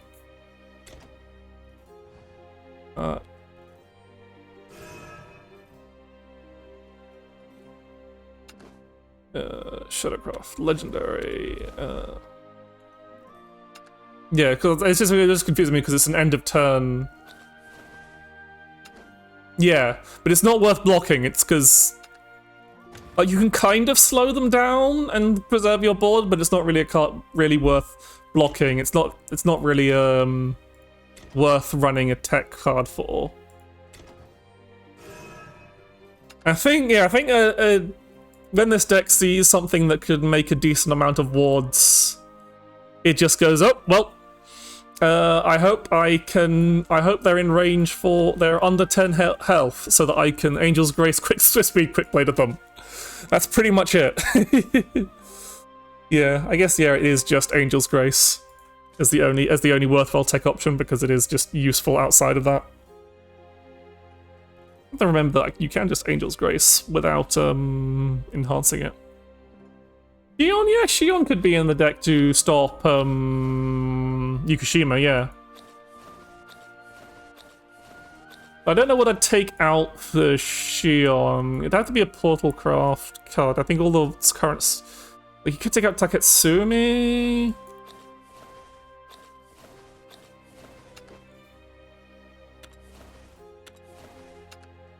But yeah, Shion definitely as an option. As a tech option, I think. Because you probably wouldn't hard cast her, you'd probably just play her for the accelerate her for the Mercurial Might. And yeah, just to block discard, to block the Yukushima kills mainly. And can still be a lock things over, yeah, just... Yeah, the question lies in what would you take out. Probably one of the lower value puppet generators, maybe? So maybe something like False Puppeteer. I think Taketsumi, for that Evo, having some Evo point recovery in the deck is good, and Taketsumi's the... Like, you could... I guess you could run... No, you can't run... You don't want to run Opulent Strategist, because then that means General Maximus does not always... Golden Warrior, even though Opulent Strategist would be pretty good with all the spells that have in the deck. Like, she's really good with Revised Experiment and Craftsman Pride. But it makes it, it's a trade-off for that. Yeah, to be honest, Yukushima Dragon, I think the main count, rather than running Shion, really the counter is just kill them first.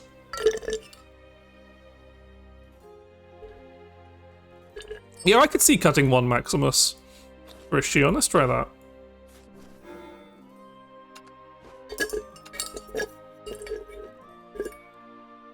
So we don't need the it's a very rare option we need the Shion. So going more than one, I don't need to like doing more than one. This thing. So I'll do one more game with the Shion tech.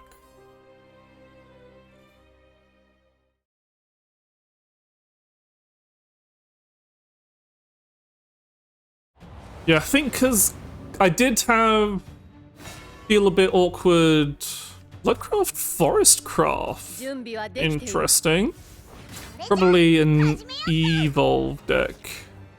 Splatoon 3 big run. I wish I had more time to play it. But I think swapping in these bumpkin recruits to give it more deck draw is...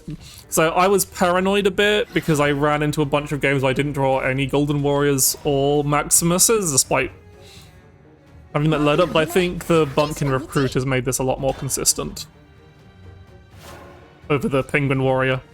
Also, that doesn't mean I have that, because a lot of the time I ended up with the Great Shield from the Penguin Warrior clogging in my hand as well.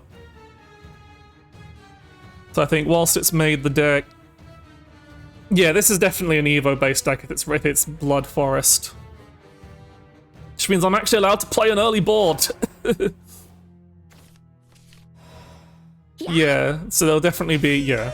Yggdrasil, Pierceye, Blossomly, Numerian, and maybe a Wall Tusk as a finisher. Maybe Breezy Elf or two. But it might just be... Okay, can expect nonsense to happen next turn.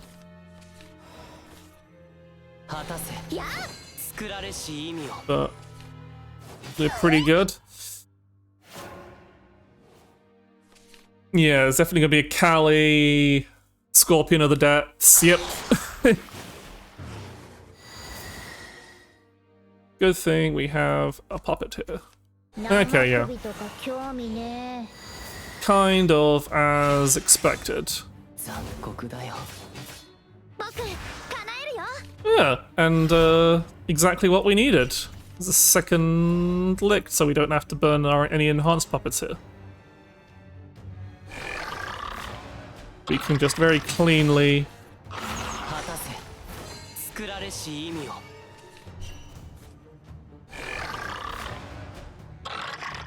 bonk these off.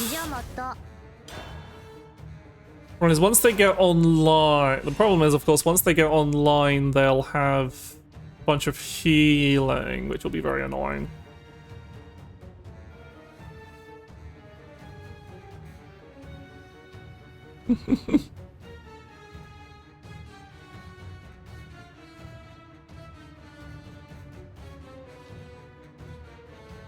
But yeah, so what do you think they'll be playing this time?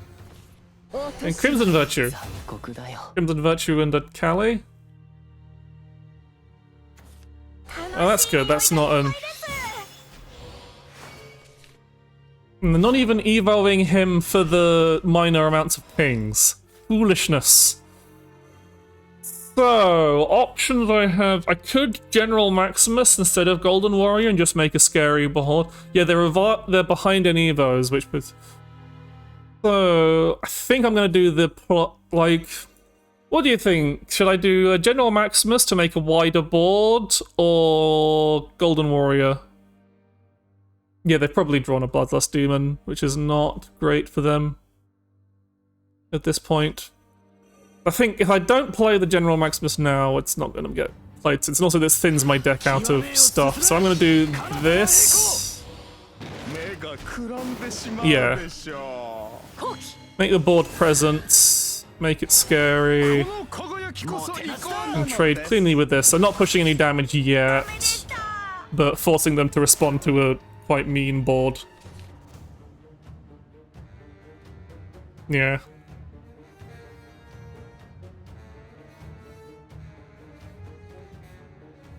We can just kind of soften them.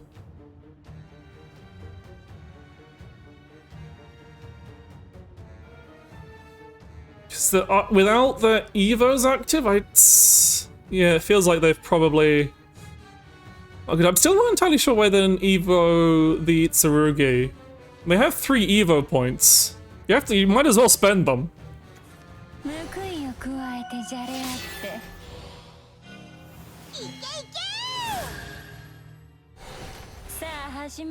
Yeah. So I don't think they're going to do that, because they've got a ward in play, which is very annoying.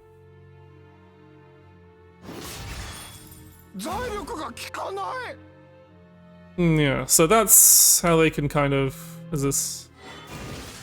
Okay, so that is a bit annoying. That is very annoying.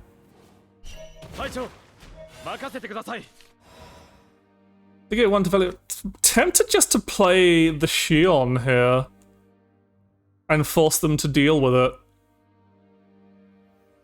Because our other options involve spending a lot of resources to deal with the board. Like...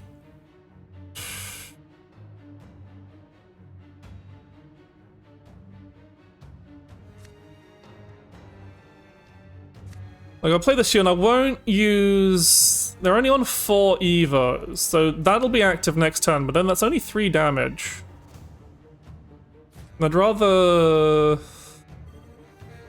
So I'm trying to think, what are my other real options here?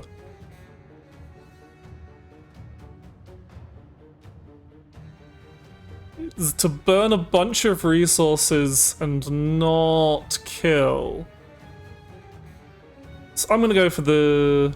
Sorry if anyone's going to like suddenly start screaming at the screen, but I'm definitely going to go for the Shion play here. This does also use our Evo point, which is not great for the jetpack gunner.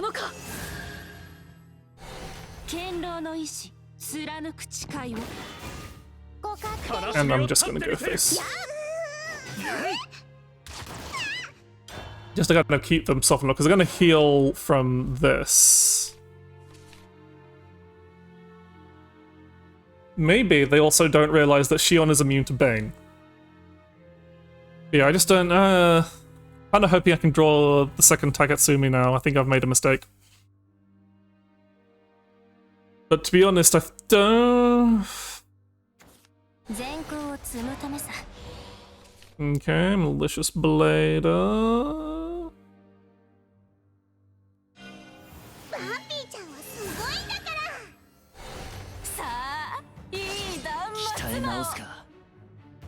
Okay, they weren't stupid enough to try and hit the shield. Okay, so they can deal with the shield.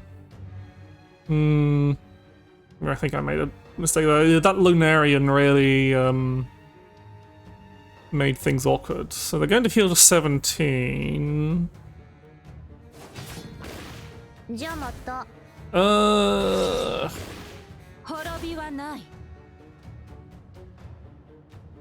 Are they going to... If they don't... What are you going to do with that last 2 play points? Playing another Tavali. Okay. So... Yeah... That second Tavali is what I was scared of. I don't think we're winning this one. So let us make board space and draw cards first of all. Ah, tits.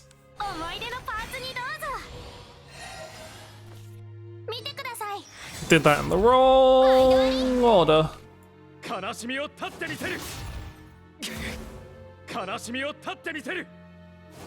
Okay, yeah, this is real bad.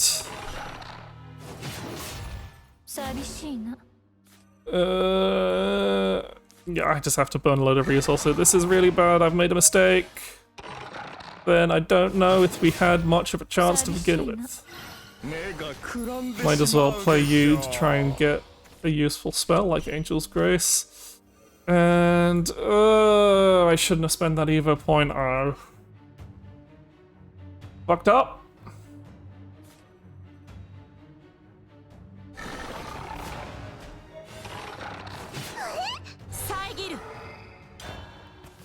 Some Mercurial Might to save us from getting... we're fucked. I don't think we're winning this one, friends. I think the Shion play there was a mistake. But I don't think we were in a great position ever. That, Blossoming Lumerian really screwed us over. Yeah, they're just going to hold on to those. My kingdom for an Evo point. Like, what I really wanted...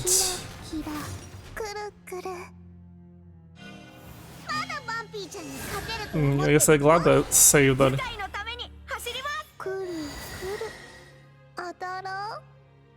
Let's just see, maybe they'll screw up this turn. Maybe we'll draw something that somehow...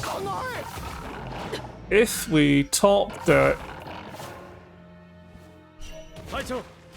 Swift Speed Quick Blader, we still don't win because we don't have an Evo point yet. Yeah, I fucked up! And also they just had that Blossoming Lumerian just really At least we can't lose anything now. Yeah, one more. Yeah. I think we had a good start, and then they just turned it around with that blossoming into a Marion turn. Because they just made a ball. I almost certainly should have dealt with it, but I don't think if I'd have been able to like put enough pressure on afterwards.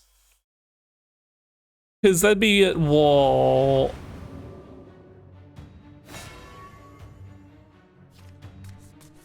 They'd be at what, like 17 after the healing? No, they'd be at more hate. They'd be even more because then I wouldn't have been using the I wouldn't have used the things. What I really wanted was a Taketsumi in hand. I really need the efficient removal he brings. And also the Evo point recovery. Okay. So this is indeed the Calamity Genesis Burial Rite deck. So our job is to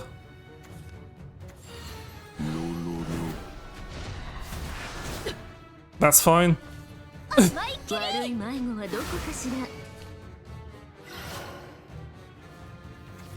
Okay, so I'm gonna play Taketsumi just as pressure here. We want to make a board, we want to keep hitting them, and then we want to kill them ASAP.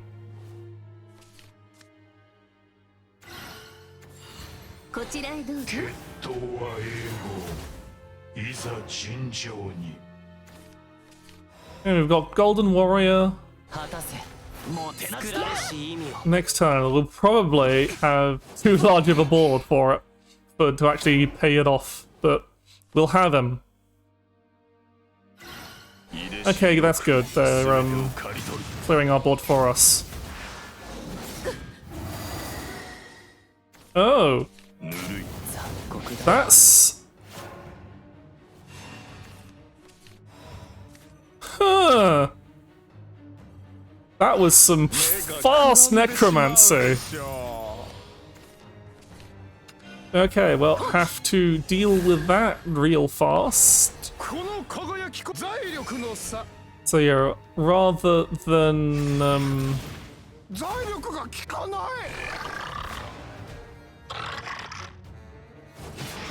okay, well, I can trade with the. Actually, no, I'm going to do it this way.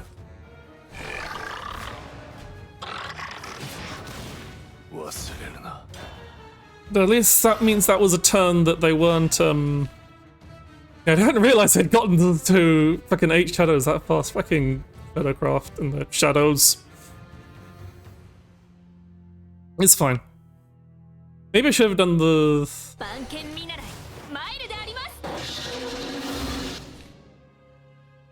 God, that thing has a loud noise. They gave up. They didn't get what they wanted. And they're just like, yeah, they're just going to fucking kill me next turn. Who cares?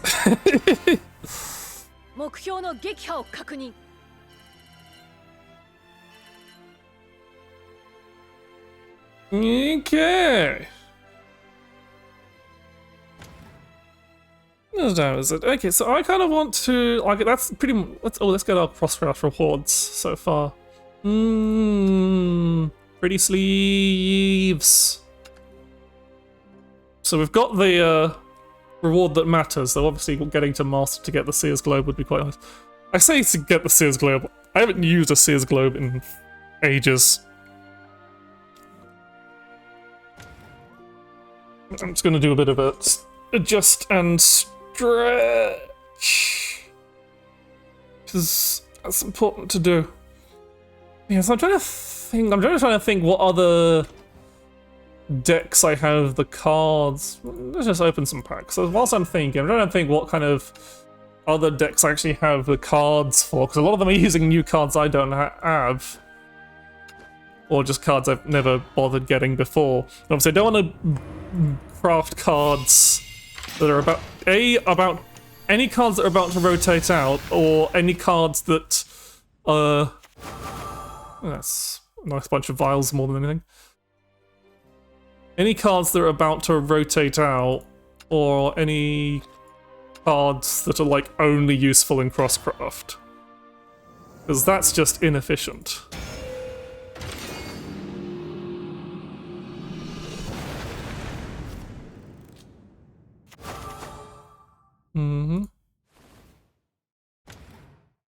Nothing exciting about that pack. Do we have? And we have 4 Celestial Dragon Blade packs. Maybe we'll get something good in these.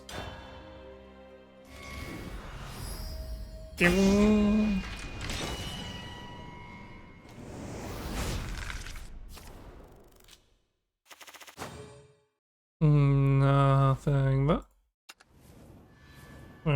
Shoop. Let's go opposite way. Nothing there. Anything in the 4th pack? Come on. Nothing. Not even. Was there even a gold in those packs?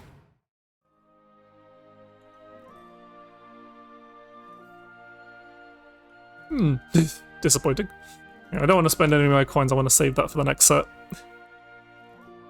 So let's. I don't have anything that is going to be.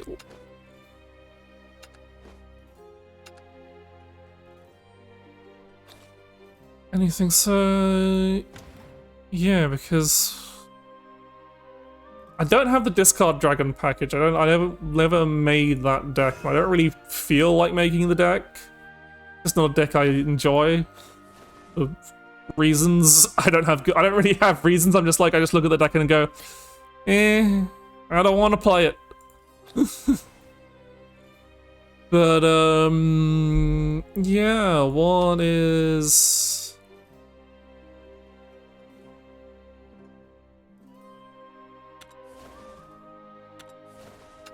I'm just trying to think, what are the fun decks in Crosscraft that I have stuff for? I could try and make that Evo deck.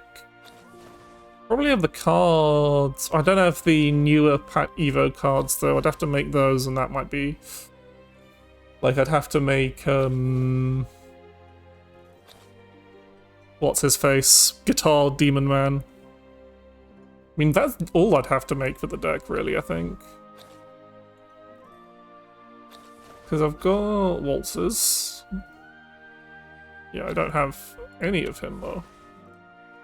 Yeah, Howling Demon, that's the one. I'd have to make them. I don't even know, as if I am very low on vials and I'm saving up my rupees, so I can't really spend those. Yeah, I don't have any Pazuzus because he's a meme. I don't have any Overriding Abominations because that's not a good card outside of this. If you craft Overriding Abominations to just trounce through Crosscraft, I think that's a bit silly because it's not going to be. I don't know. It probably could be a card later on, but I don't have the resources to be like, yeah, I will craft this card that currently only exists in this temporary format, and the main card it synergizes, it helps along with, is about to rotate out because Calamity Genesis is about to rotate out. I don't have any Dark Emperors. Goddamn. I guess because you get nerfed. So yeah, no Luminor, no Alstolfos, no Ryos, no Infinite Flames, no Mordecais. I've got nothing. Can't make any. I've only got one Legendary Sword Commander. I can't make any of these fucking decks. Because I made a fucking 3. I bought 3 Mystic Kings. That's what I did. I'm an idiot. I didn't buy 3 Mystic Kings, I bought like, 2 Mystic Kings. And I had a temporary Mystic King. Like, I love the deck, but I was hoping that they would give it a little extra support in the mini expansion. But they didn't. Where's the Mystic Bishop, Games? Where is the Mystic Bishop? That's what I want to know. Yeah, I don't know if there's any, like, particularly spicy Crosscraft, No, not spending money! I only spend money on cute leaders! I don't spend money on packs! No! This is fine. You can spend your money how you want. Oh, I do have 2 Paracelesas. But then again, if I was going to run, handless, I'd have to run the discard stuff. So, I can't. Yeah, I can't really run any other. As far as I can tell, I don't have any Hozumers, do I? Yeah. Oh yeah, if you're getting. I mean, it's like I sit on a weird amount of. Do I still have the gems? Yeah, I still sit on a weird amount of gems just because I'll buy the pack to get a leader, and then I'll be like, I'm not spending these on packs. This can go towards a possible another leader, rather than getting 2 whole packs from hard-earned money. But also just haven't spent money because I'm like. Understandable.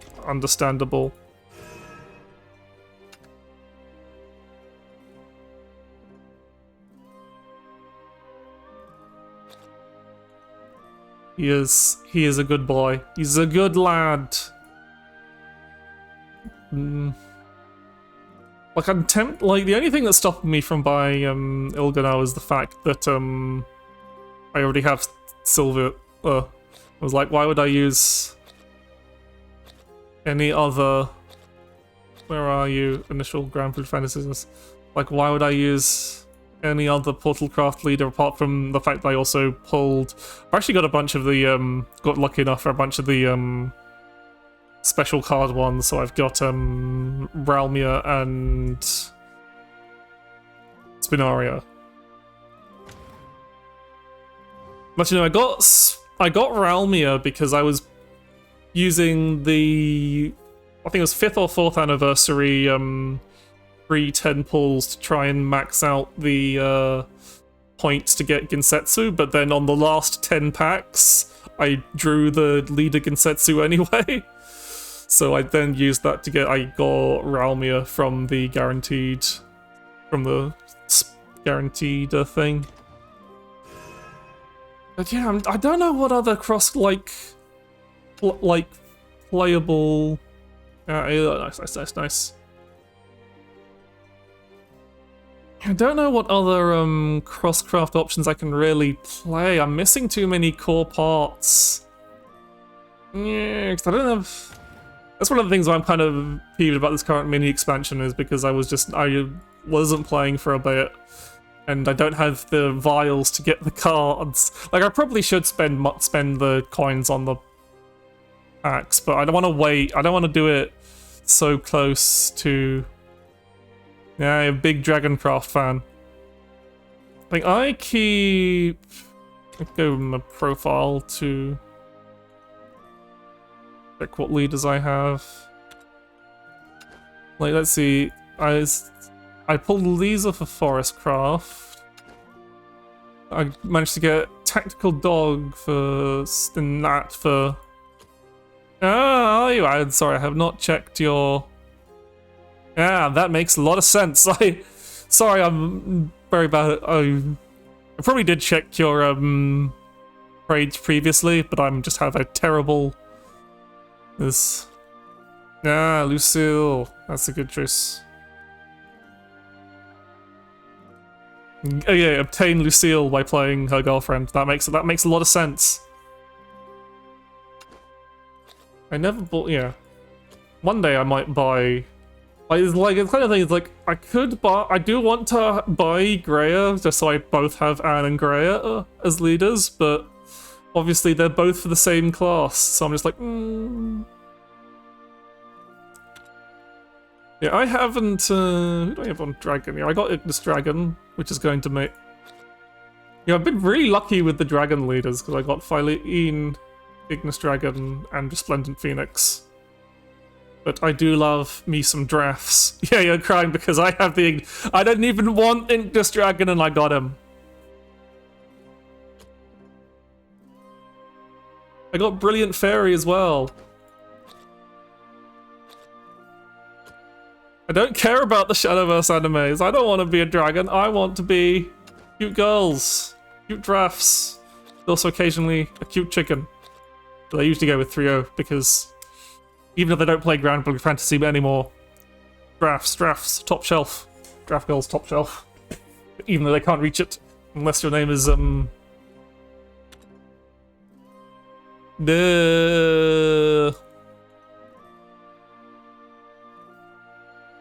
know this Fediel. But she's cheating. Yeah.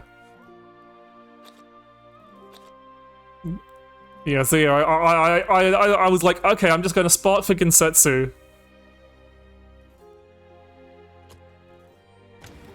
Yeah. Well, like, I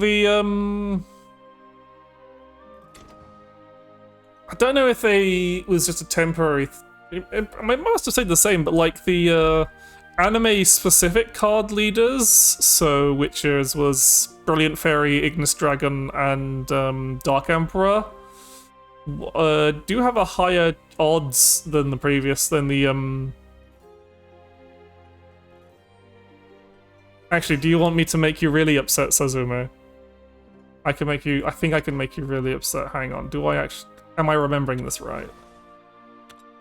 Do I actually have 2 leader Ignis Dragons? No, I only got the one. Okay, I wasn't that insane. Yeah, I was about to say, did I pull 2? I know I pulled... Lure me. I think I pulled 2 leader Brilliant Fairies, maybe? I think I might have viled one of them, maybe. But yeah, I know the leader card I pulled 2 of is where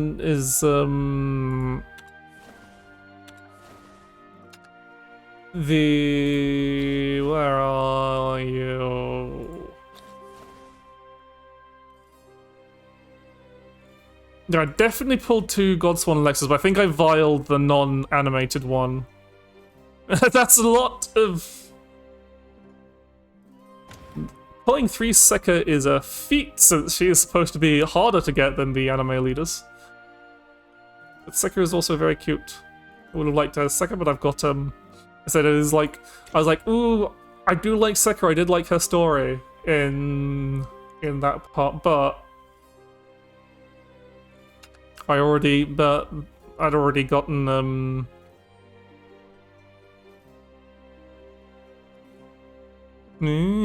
That's a lot of Uranus, but yeah, I'd already gotten, I already have Yuan Song. So I can have that together on opposite ends of the scale. It's OTP for life. I really wish I had, like, as much as I like Vera, and Vera's great, is unfortunately one of the worst, live 2D, live 2D conversions, because of course all the original run of the Grand Blue Fantasy was literally them just doing a live 2D conversion. Like, obviously they had to redraw a bunch of stuff to make it actually work, but they were being very faithful to the original Grand Blue sprites, which is Silver and Vera almost don't have a nose. Whilst Tyrion has kind of a nose.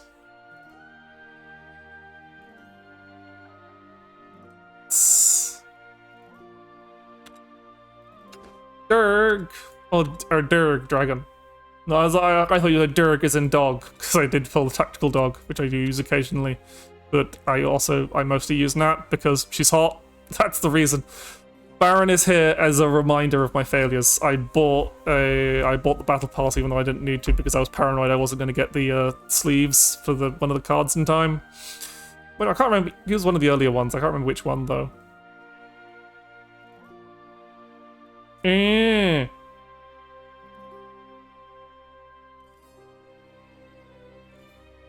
I see.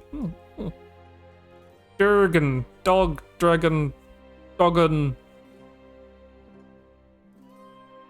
Yeah, I'm trying to make a portmanteau, but it's not working. But yeah, there's Gensetsu. I did usually very before I got my wings, but I actually use Milteo now because they're just so goddamn pretty. And since I came out, I've basically been using Milteo since I came out as gender fluid. It was like, yep, more binary gender fluid. So I was like, yep, I relate to this one. It would make me think I would use Kuon as well, but I just don't like. I'll play Kuon decks, but I don't like Kuon. I think they're mean and a jerk, and Anne is very cute and gay. So. No, yeah. What was this? Havencraft, I think. Oh no, I don't have as many other things. I got Harris Lapis, but in the Alexial, but gotta be the. I don't actually do much Idolmaster stuff, but you gotta stan Riamu, everyone's favorite walking disaster. Yeah, I probably really should craft the Astolfos though, so I can actually play Crystallize Haven again. Why'd they have to make just a really handy mandatory Crystallize Haven legendary card? Bastards! I don't have the resources to make it! But yeah, I'm trying to think what to... Yeah, it's just like, oh, they've just upped the cost of this deck. By like by the 3 legendaries. I can't be bothered to do the math. I can't be bothered to remember how much that costs in vials. That's like what, 10,500 vials minus a 1 for anything. They're just like, yeah, we'll just make the deck more expensive by making you take out a silver or bronze for this really useful legendary. Side games, please. Why couldn't it have been the gold? Side games.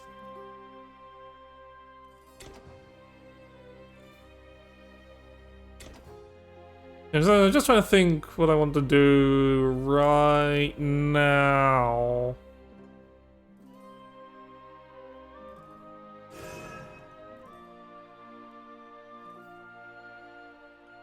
Actually, we can do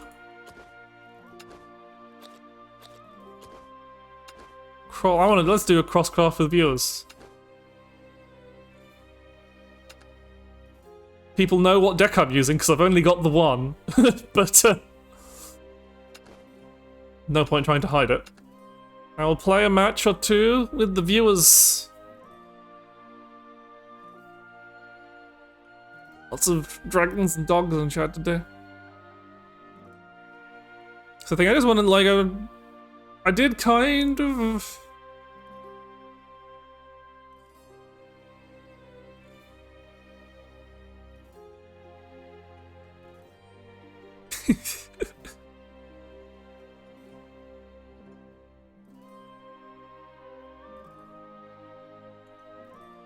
Like I really did want to, like I was like, oh, I'm gonna do a much longer stream today, but I was like, yes, because I was thinking, I did come into the stream thinking, okay, I'll play my Puppets deck for a bit and then I'll try and make a new deck, but instead we just realized I don't have the cards to make another Crosscraft deck. I got this. Just one, like, it's usually just like one set of a particular legendary, and I'm like, I don't really want to make this. Maybe I will just do a couple of viewer matches just to like rest up a bit. If you excuse me a moment, I do need to go get some more water, so I'm just going to, whilst we wait for Lumi or whoever gets in first to get in, I'm just going to AFK a quick second. I won't be long. Just going to... I'll leave the screen up, so I'm just going to make myself invisible and turn off and mute myself, so I'll be back in just a minute. I just need to take a quick break.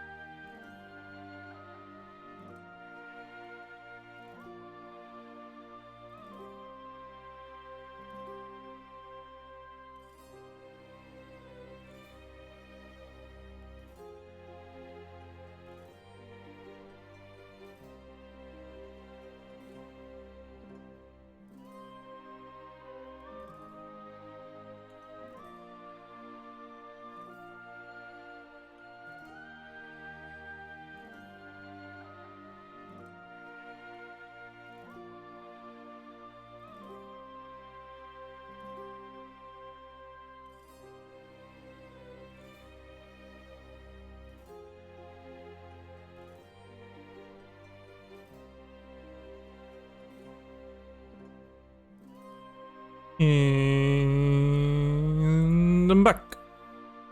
Okay, let's get ready to rumble. Oh.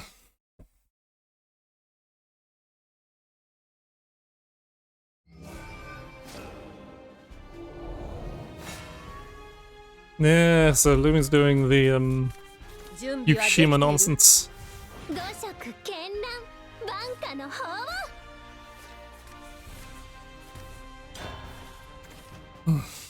Okay, so I've got my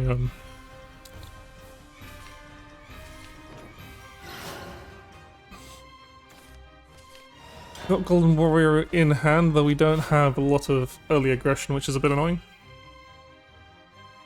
Kind of thing. We would want against a deck like this. Okay. That's good. Only missed out on turn 1. Which does add up, but it's not vital, not the end of the world.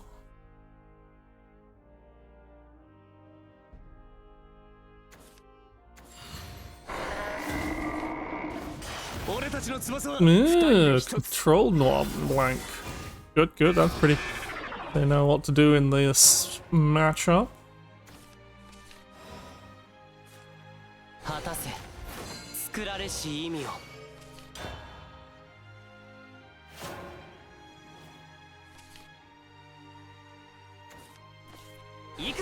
They be ramping. Okay, so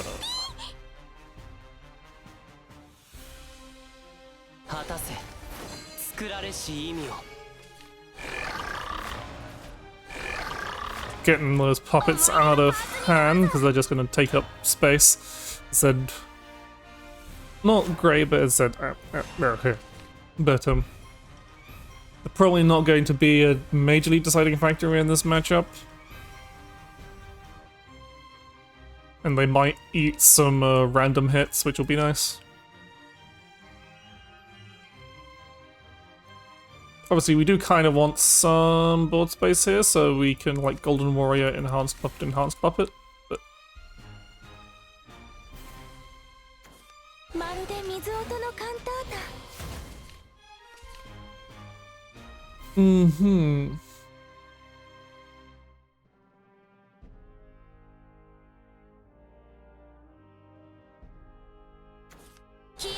Okay, so we'll have to punch through that ward anyway.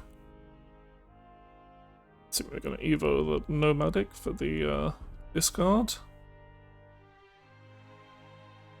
They do be ramping, which do be scary.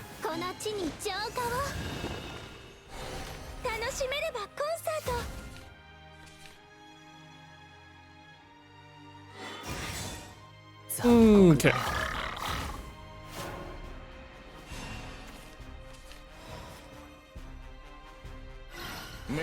We can evolve you. Yeah, that, so... that...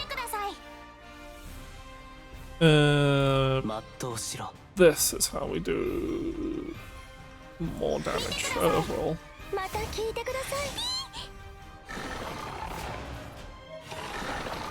Just push that damage.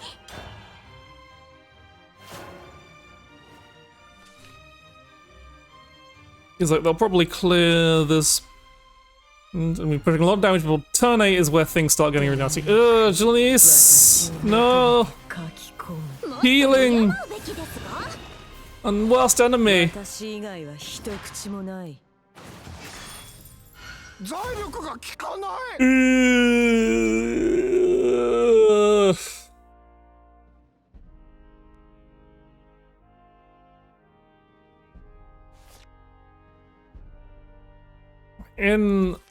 In it now, friends.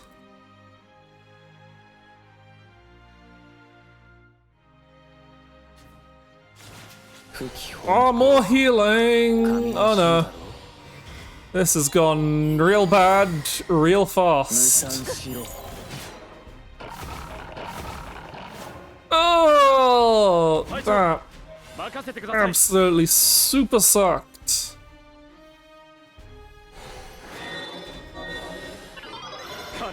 I think we are, as they say, a bit screwed. But we can damn well try. So here comes the big Discardo.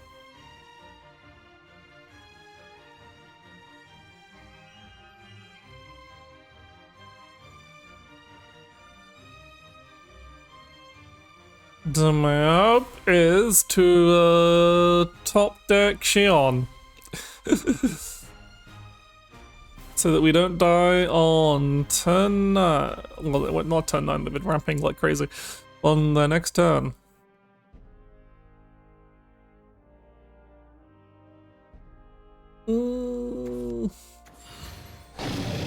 Okay, that's not... Worst case scenario avoided so far. Still not looking great unless I can pull a buff spell of some kind with this Swift Speed quick later.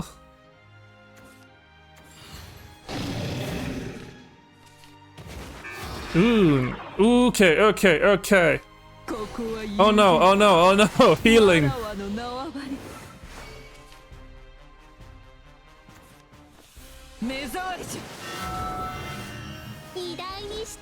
Okay, so Swift Speed and Angel's Grace is 10.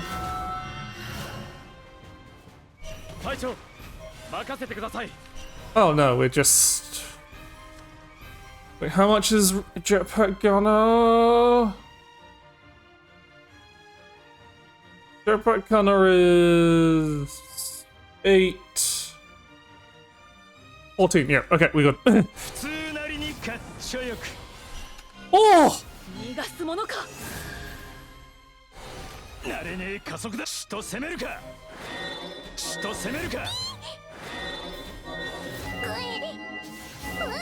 A Spectre! If I was slightly less, then I could have traded in the Knight with and used a revised experiment to get 2 more extra damage. Oh!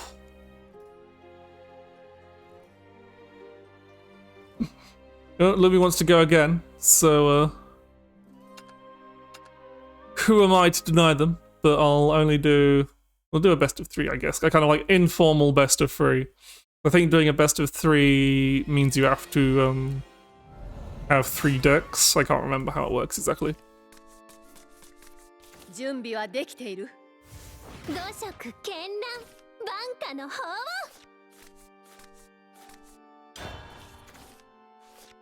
Okay, so yeah, so Bumpkin Recruit into Ender Discovery is one of our best turn 1, turn 2s. It's just nice and aggressive and cycles through our deck. Also, the alt art Bumpkin Recruit is, of course, cute as all heck. Look at her. Look at that face. Pity to be those who do not possess cute girl Bumpkin Recruit. Instead, just have cute boy Bumpkin Recruit, who is actually still very cute, I guess. No, can't really say he's not cute.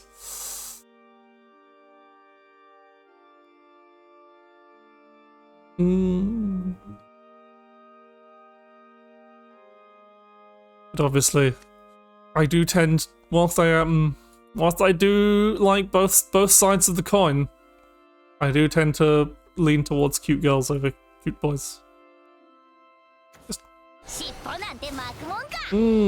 Blazing Dragon you into an early noir. That's very annoying of you. How dare.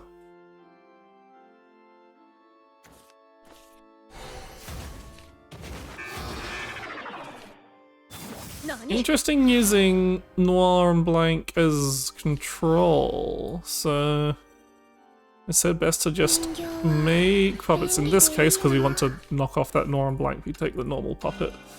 Grabbing a like it's like maybe since we have 6-3 quick later, it might have still been a better idea to take the forge weaponry. Because obviously that's very good with 6-3. Where they ramping?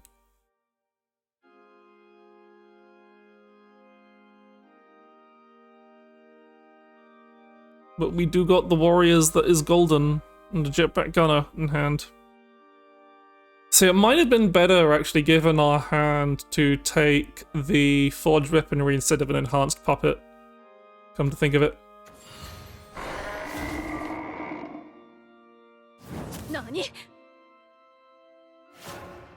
I said I really don't care about this 1-3, it's not ridiculous. Ooh, Shion's gonna be very good if this game ends up dragging on, but I get the feeling it's probably not. Yeah, I probably should have almost certainly should have taken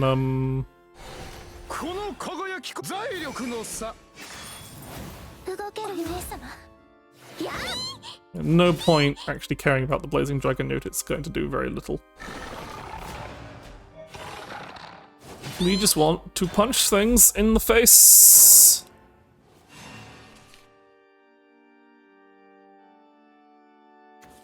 Shilong is obviously a bit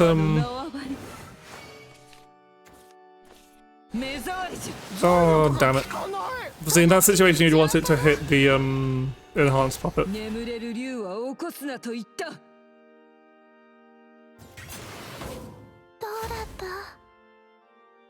So this turn I want to just punch damage and hit the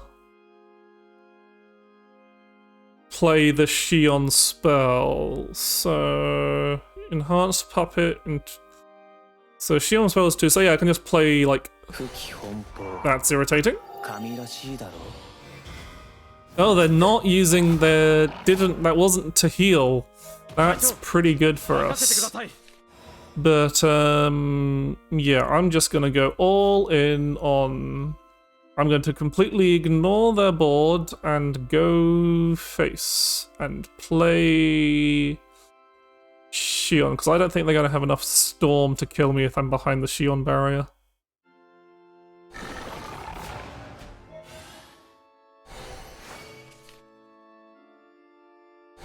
Yeah, we can just play a board of puppets.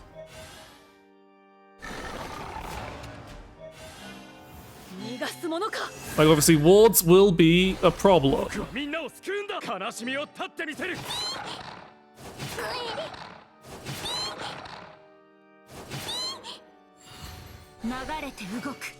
But we're screwed we're screwed regardless of what they play otherwise. So whilst I'm leaving a pretty large board on, Uranus isn't that actually scary because he's not evolved and he can't evolve on his own. And the rest isn't enough damage to kill.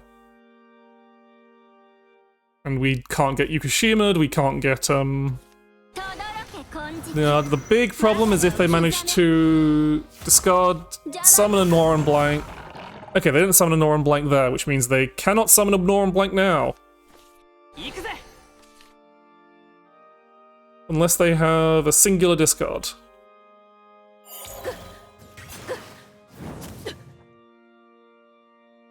Do they have the out? Yeah. Basically, the only thing that kills us here is a ward, and they don't have a ward. So, we're fine. Everyone...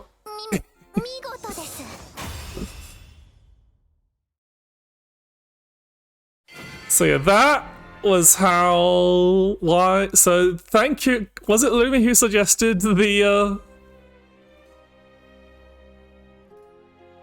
Was it... Yeah, Lumi who suggested the Shion tech and the Shion check. Who, things like...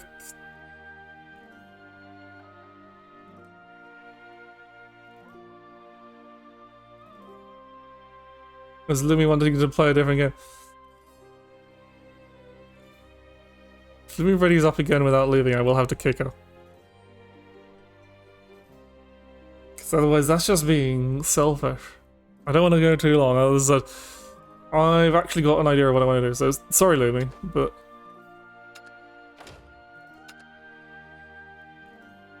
Viewer matches are over, because I'm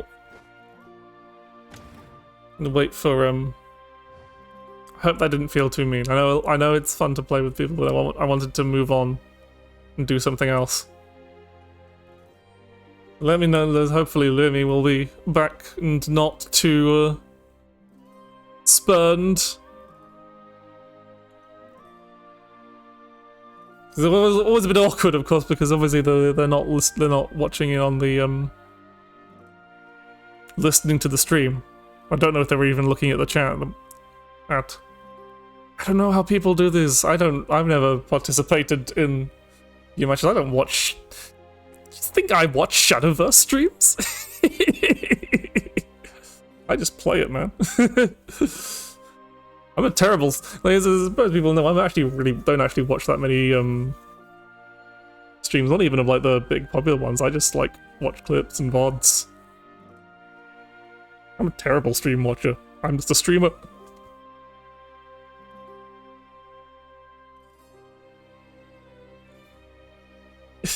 Just to see just to see how what my side of things was. Because if you had... I was not being toxic, I was being lovely. I'm never toxic. I'm always lovely and wonderful, Lumi. I'm sorry that I just kind of killed you with jetpack gunner repeatedly. But you have my word.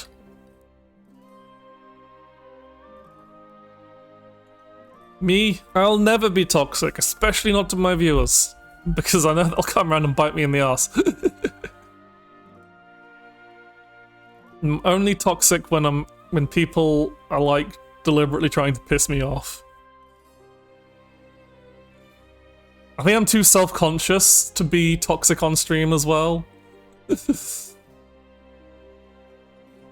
Like like one of the things is like I think, oh, I'm gonna be like all liberated and not care about if what any kind of topics I discuss makes me brand unsafe or whatever, and just be myself, and then realize I'm still being myself is still being very self-conscious and not wanting to like put people off, which is like fine. That's like what I'm kind of. I'm sorry, Lumi. It's just how things went. I will admit I was sitting there terrified of like cards you obviously did not get, because you didn't get like, because if you'd gotten a Nor and Blank off that if you had a Nor and Blank to discard from that Luminor later on, then I would be like, oh, I don't think I can kill now. Because you're on slightly too high HP. Yeah, I think unfortunately, my deck just did what it did, which is hit people in the face. But it says, I want to... Yeah, you don't look like you didn't get there quite fast enough, but also, this might seem a bit toxic, but thank you for suggesting the Shion tech. Because I was like, oh, I don't want to die to Yukishima here. Oh, I can do this. I don't know if you had Yukishima in hand, or if it would be lethal anyways, but at that point, because I don't think you'd actually gotten enough draw then. I did have a panic attack when you played the Uranus before I realized he didn't have the Evo trigger on.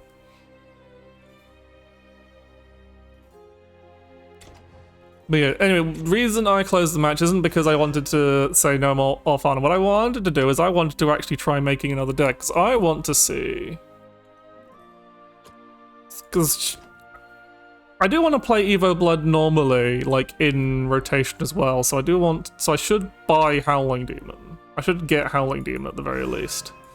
Let me just acquire an Howling Demon from here.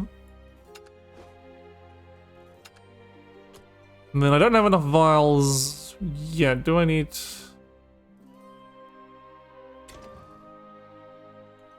How many vials do I have?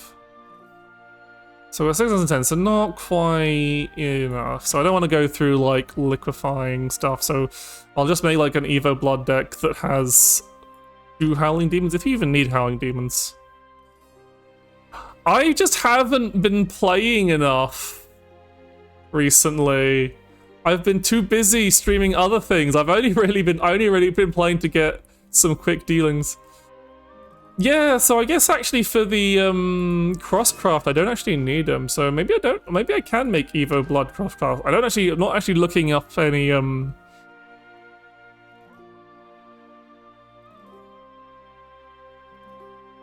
Yeah, maybe I can just make the Evo Forest deck, because I've got all the Evo Forest cards as well.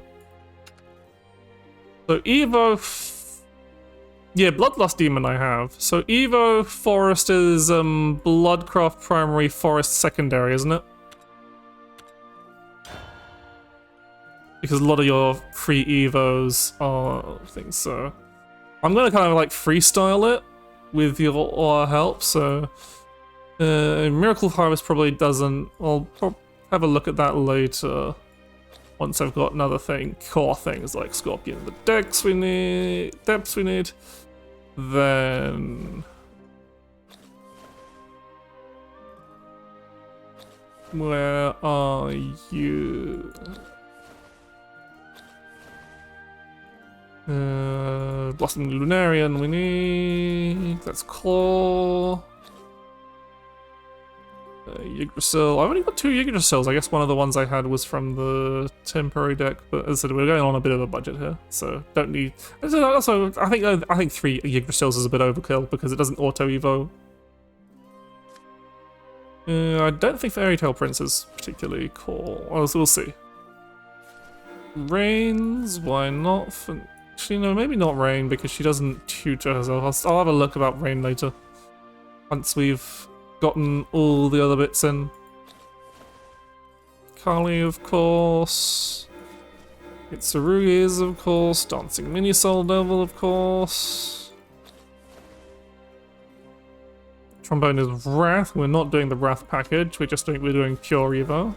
Diwali, of course. Crimson Virtue, yes. Maybe Valabgatha, that might be a thing we slot in later. Uranus, maybe. Yeah, make suggestions all you want. I'm just, as I said, I'm going currently just, I actually have 2 Hazumis, but I don't think I have the stuff to make it payoffs. Yeah, I'm gonna like doing this freestyle, so if you have any suggestions for it, especially if that suggestion is do Forestcraft primary, so I can go back and change. Let's see, PSI.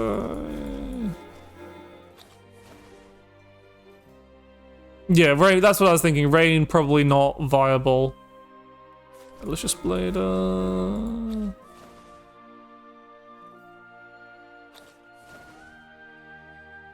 Living Sylvia, maybe. That's a maybe. I'll see what I'm doing for final few cards because we still need to fit in our good friend.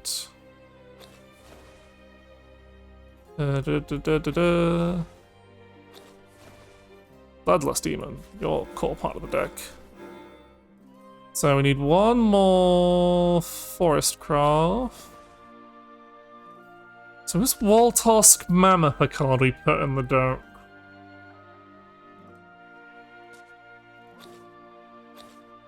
I'm not sure. Nah, for it is. I think Demon Bodyguard's a bit too top, and if it Waltz, it's probably a card we need.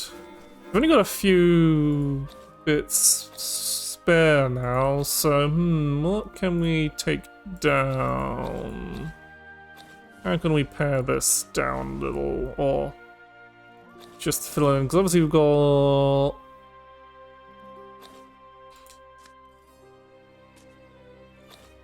the Silver Forest 6 course, so that's a Woodland Pest Control.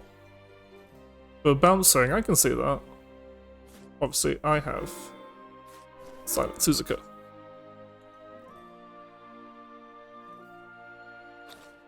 Let's see, man, it's another Silver Forest 6 course card. But that is the Silver Forest 6 course card. But you know, that definitely, because we've got a lot of fanfares and you can get a lot of extra evos from that. So yeah, definitely, especially with stuff like cheap stuff like Scorpion in the Depths. So yeah, definitely see why that's a thing. So I kind of want to run 3 of those. Do we want 3 or 2? What will we take out? Actually, what does... like, Malicious Blader pulls out a bunch of... Is Malicious Blader Bloodcraft only? Yes. So... yes, it pulls another Forest Craft, so... She's a specific tutor for our very limited Forest Craft selection, so she either gets Blossoming, Yggdrasil, or Pierce Eye, which are all really good cards to pull off. And or Silent Suzuka herself. Yeah, so... Welcome. I guess we can take out a... An Itsurugi or a Crimson Virtue or a Scorpion. Those are the things I'm thinking about. What do you think we can take out to make fit the third? Or a Malicious Blader, maybe? Malicious Bladers are so good! Yeah, Fairy Tail Prince is also another good option. Yeah, what do I take out? What are some things that we don't need then, if we're going for Fairy Tail Prince and 3 Suzukas? Yeah, the Scorpion, I can understand why. We take out the Scorps. We put in Silent Suzuka. We have 3 of those. And then, 2 craft. Forest Gold. Do we need 3 Fairy Tail Princes? Take anything out for that?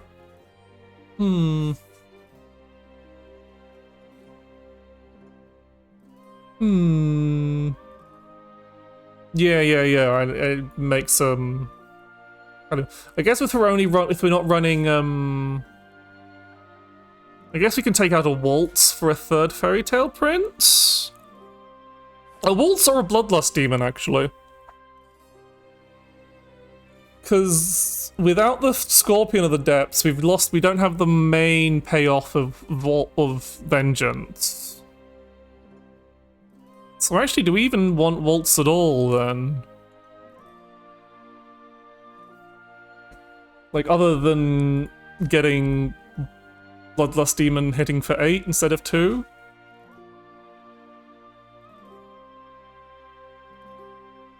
Yeah, I think if we're cutting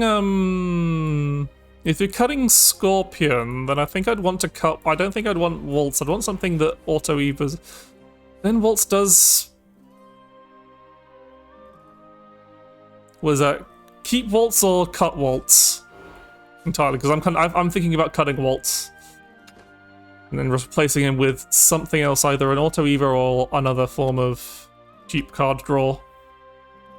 I want a good option, so you can do pretty much anything to fill in these last 2 card slots. Like, could put in Greater Will as a tech option.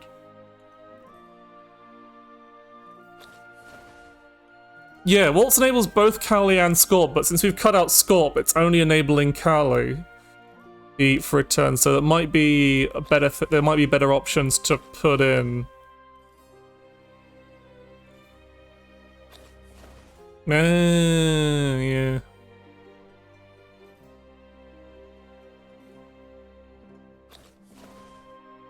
So I'm just thinking. Yeah, 'cause Miracle Harvest. No, Miracle Harvest isn't worth putting in because it's we're not likely to hit that enough Forestcraft followers to get the auto evo off. We don't really want to put too many Forestcraft followers in because we don't want to dilute the pool that Silent Suzuka draws from too much. So we don't want to be Bloodcroft. Guiding Bellaringer is always a decent. Because I'm trying to think of maybe something that draws. Gillanese might be good.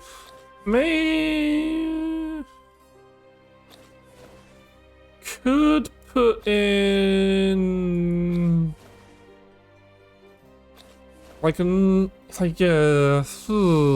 choices. Like Rain's not so good because most of our shit evolves automatically anyway. I'm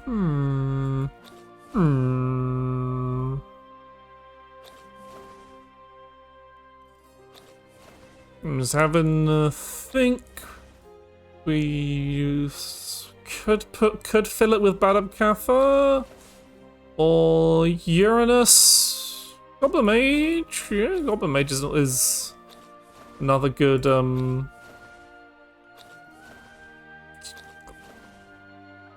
yeah. Okay, getting Goblin. That makes sense. Gets us just 2 Goblin Mages just to stop us from bricking hard. Okay. Let's give it a quick.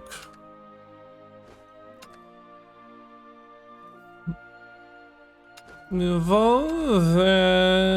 see what sleeve shall we give this deck? Let's.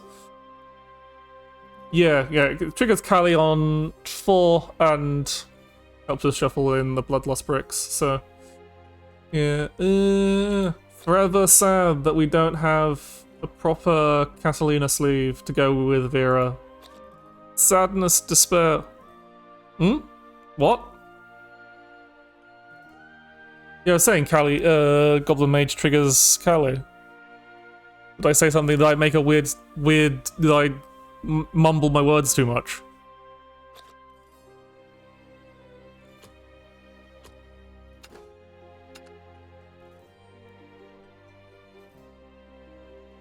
Yeah, is that too many?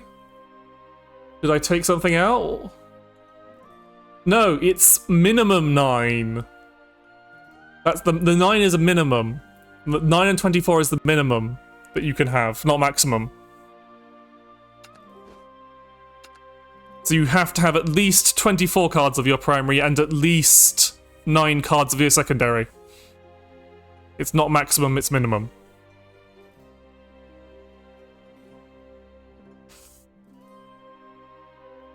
Hello, Lick the Bim. The Evo play might be too slow.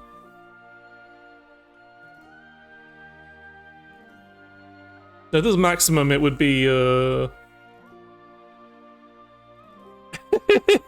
No, yeah. So you have to have at least those many cards.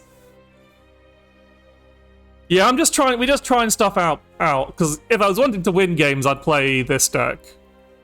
I just want to try, I saw someone else playing Evolve Blood Forest, so I wanted to give it a try. Anyway, we need to pick sleeves. What's a fun sleeve? Actually, no. Some people might get it. This might give away our deck a little, but I think they'll get it from us playing Blood Forest. Yes, thank you for showing up there. Licked the bun.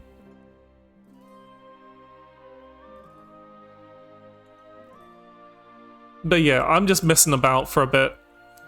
Just winding down, messing about. Not going to be playing much too long because it's getting kind of late.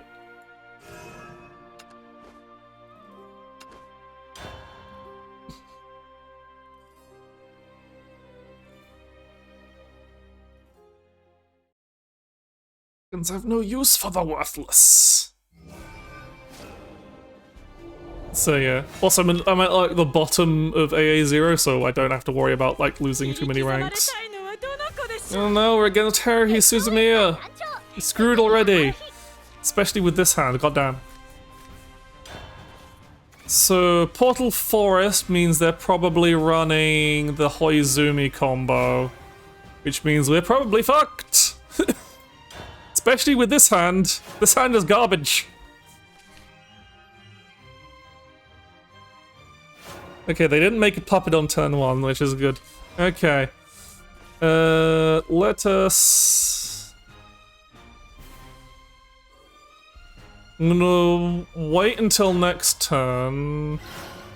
We don't have any 1-drops.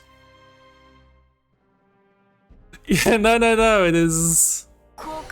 And she would have died to the Kasim anyway. So Kasim to... not a great start, but at least we've got a Crims... Ah, okay, but we can... Really wish maybe we should have kept the... Anyway, can't leave him alive. Okay, we've got a better target for Ambitious anyway. So it's worth saving. Me, lick the gear, Magus. Okay, so Ambitious Goblin Mage, you away. Activate Akali.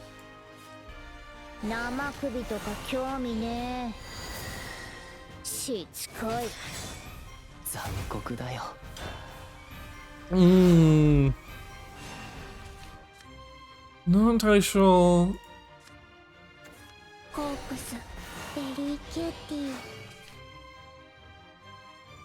Yeah, because they're making a lot of... I'm wondering why the Haizumi... No, is it going to be Haizumi or is it just... I'm really confused. I don't know what they're doing. Because I see Puppets and Forestcraft, and I think they're trying to do this Haizumi combo, but now I'm just not sure when they play cards like this. Okay. So the question is, do I want to save the Tavali? I don't think they can kill the Tavali if I hit it with Lunarian. I'm gonna think they're gonna have the same problem I did last time. But don't play the Blossom Lunarian first, that's a really bad idea. So I'm gonna hope that this makes, because she's going to be not only fat as all hell,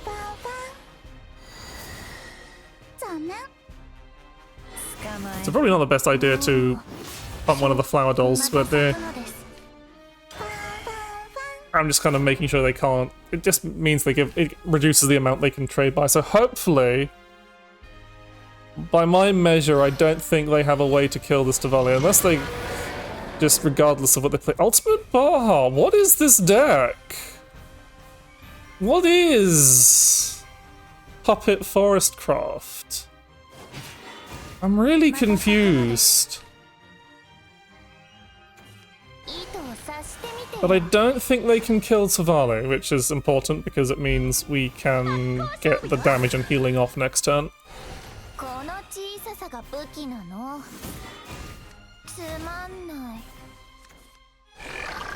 Okay. How many puppets do you have? Do you actually have enough puppets to kill my board? You do! Okay.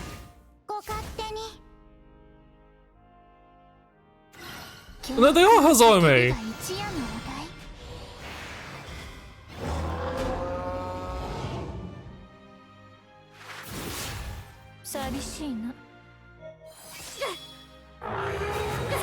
Oh no! Well, that's okay, we've got, okay, we can do this thing. So, yeah, we can... Yeah. PSI... Yuzuki.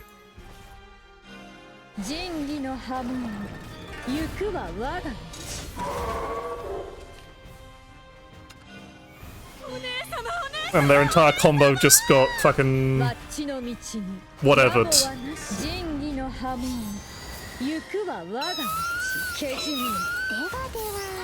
Yep. Yeah, so it was Hazumi combo. I guess they just got back up. So they're going to Orcus now? But I've got enough ways to deal with Orcus. To deal with that board. Because Malicious Beta is a very good they're not Orcusing. They're getting really lucky on an Ultimate Baha pull though.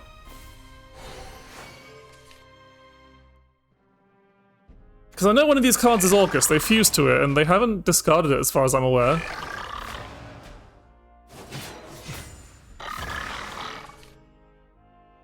They're not playing the Orcus, and it's all they've got in hand apart from puppets.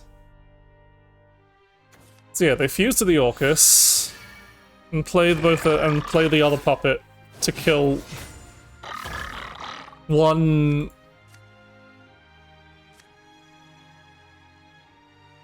I'm very confused. I don't know what the. And they're not even killing what? So ooh.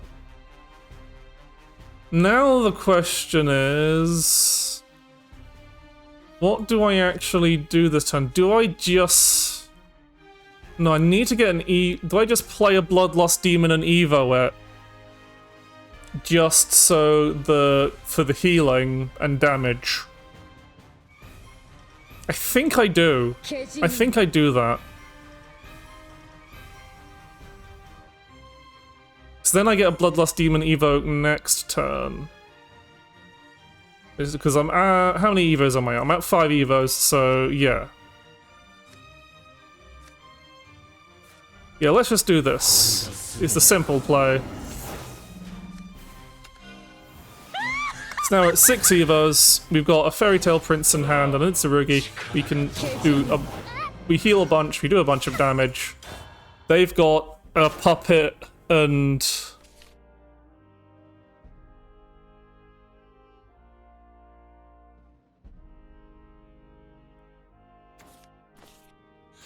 we just need, yeah, we can kill them quite happily. Because we'll get, we just need to punch through their ward, regardless of what they do.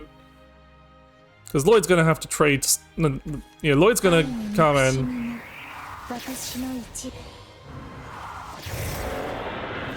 They're gonna hit me for 6, maybe additional 3 if they've...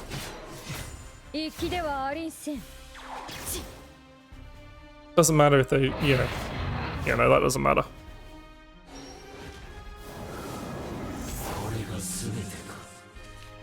Ah, excellent. That gives us more efficiency. So I'm just going to use...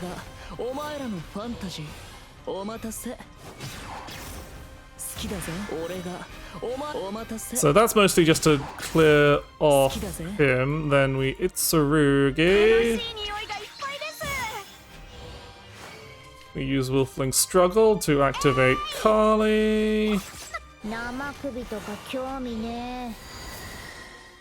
Punch through the ward and hit their face, so they're giving up. Yay!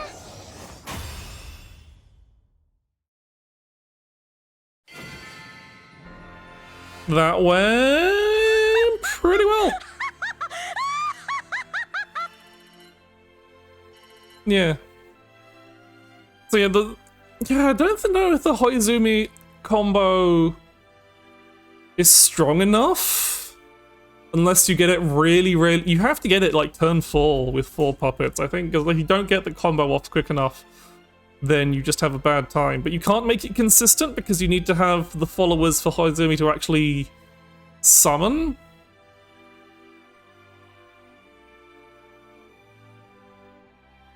There's a fire alarm going off in a nearby building, but not my building, so it is a good laugh. We do love Vera's wonderful laugh for her wonderful nose. Let's play that again. And let's see if we'll get against someone who doesn't go. But yeah, I am getting increasingly distracted by this. But also, hello, Maud. I don't think you'd said hi before. But yeah, this is why I like playing Blood. Bloodcraft is an excuse to play Vera, really. 切り刻まれたいのはどの子でしょう。摂理巡りの狩りじゃ。 Okay, so I don't want these, but I do want Silent Suzuka.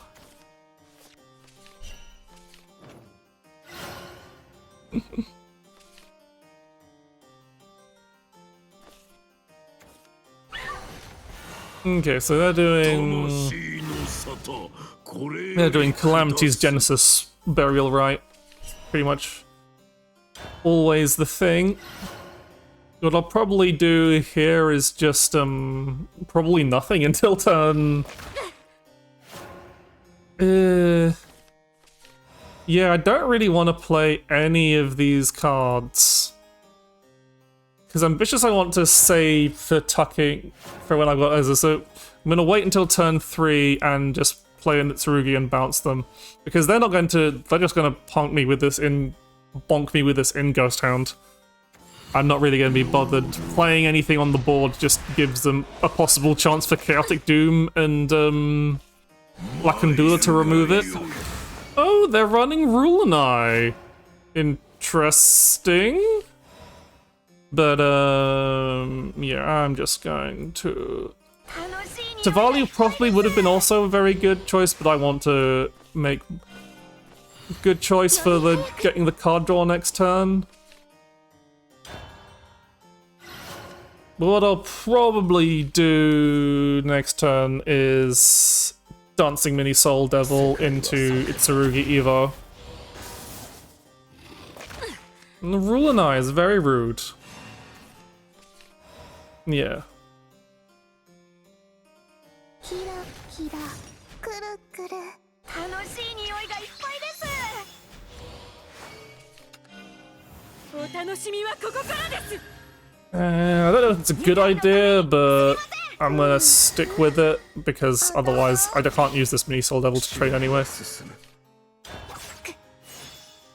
And also evolving Itsurugi gets us the leader effect, which adds up. And they're running Advent of Peace, interesting.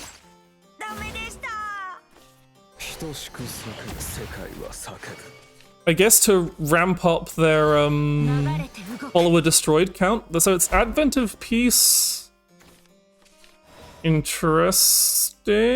Okay, so what's our Evo count? Not great. So I'm gonna Goblin Mage this Bloodlust Demon and hope we get something useful. Because this might go... Okay, Yuzuki Bloodlord, that's pretty good. That gets our Evo count up. Oh, but do I want to save it for next turn? No, because we've got Dancing. We can do a much more powerful turn with PSI next turn, so I don't think it's worth saving Yuzuki. I think we need to get our Evo count up faster. And we are accelerating their Rulanais, but I don't see how we've got an option, really. We don't want to get run over by wide boards.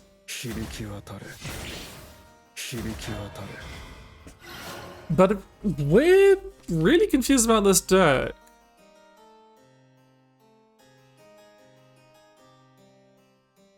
But yeah, so next...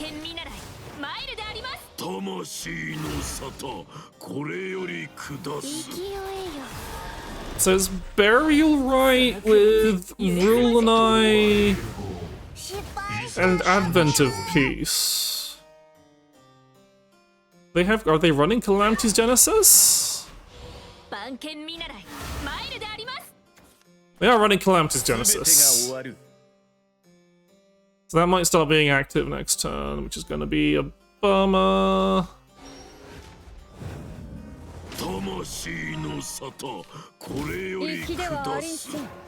Okay, so I'm just thinking about how I want... Okay, we got a second PSI, so we can use this one here.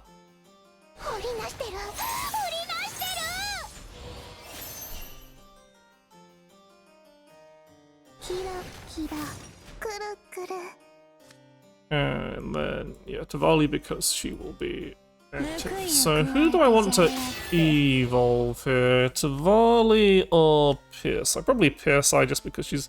No, Tavali because she gets Bane. That's far more useful. I mean, I know, because we need to trade off, get rid of this. It's not exactly great because we need to deal with this Orthus, but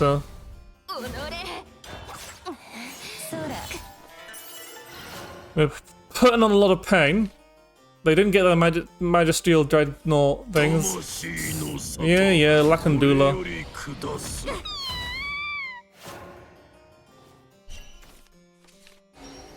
But we have Bloodlust Demon and 2 Warlords Wolfling Strike. Okay.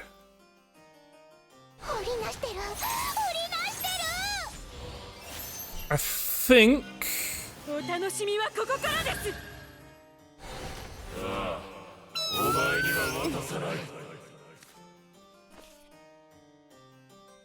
Yeah, because we do that. Yeah, we win. Pierce Eye goes off again so that we can trade that, and then we just go.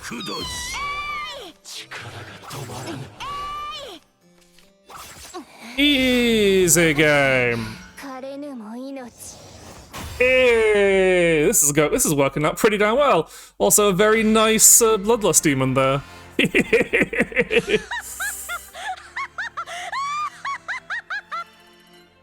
We get to hear more Vera laughter.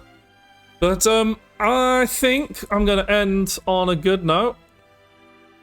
And I'm getting tired, and I don't want to. And like, I'm gonna say this deck is a 100% win rate. Actually, did we actually lose a match? No, but yeah, I think I'm going to call it night because we just hit over the 3-hour mark. Good time to stop because I have some announcements. Well, an announcement to make, ish, kind of. So, thank you everyone for coming to watch the stream, but let's go back to the chat room. Actually, do I need to go back to the chat room? I'm trying to think. What do I need to... No. Okay, so you're gonna not see my face because I'm going to a screen that does not have my VTube set up yet. But behold, for I have a shiny thing to show you, and I'm going to keep talking over it over a screen I usually don't talk over. So I go over. So da da da da da da. Behold, I have a shiny new schedule that I made today. I thought graphic design is my passion, apparently. And as you can see, it's a busy schedule. I mostly was like, I wanted to make a new schedule to better showcase the lovely, that works better with the lovely art from Ishmi. And yes, so this week I'm trying something out. Because I'm going to be going away on the hibernation next Sunday, so in a week from now, I thought I would try my hand and see if I can do a busier week. And as you can see, I'm doing a lot of Bloodborne because I can play Bloodborne for literally hours and hours and hours anyway. So I figured if I'm going to be playing a bunch of streams, I'll play a game I really, really like. And importantly, so I'm trying to like shuffle up the time. I'm doing like time shuffling.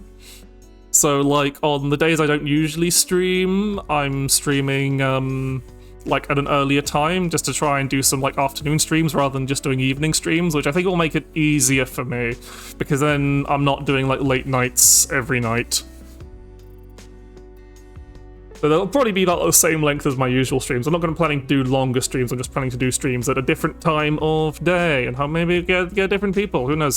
Sorry if you can't make it, but this is all the sacrifices you have to make. But yes, other than the many Bloodborns, I thought I've been constantly sitting on a game that I played a really long when it not when it came out, but I'm sorry, Caden. I can't make if I put it at a later time, I'd be streaming when you're streaming. I'd be streaming on your day, so there's no way you can go. I can't make a stream schedule that fits exactly yours. Your world if I want to do a bunch of streams. But yeah, I just wanted to stream more, and I want to stream more especially because I said I'm going to be going away, and yeah, so I'm going to do Void Bastards on Tuesday, which is, it's a fun game that you don't really hit it was really good, and you don't really hear that many people talking about recently. Also, it's painfully British, so I get to feel good about that. Otherwise, if early fans of the channel, and that's good to know. More. Hopefully, you know. Yeah. And yeah, I thought on Thursday what I'd do is I'd try give because there's a new update to Melty Blood coming out. I thought I would give that another try because I think I've built up my confidence, my ability to talk over basically anything now. So I thought, yeah, I'll go. I don't know if I'll do like any multiplayer or labbing. I'll probably go through arcade modes or something.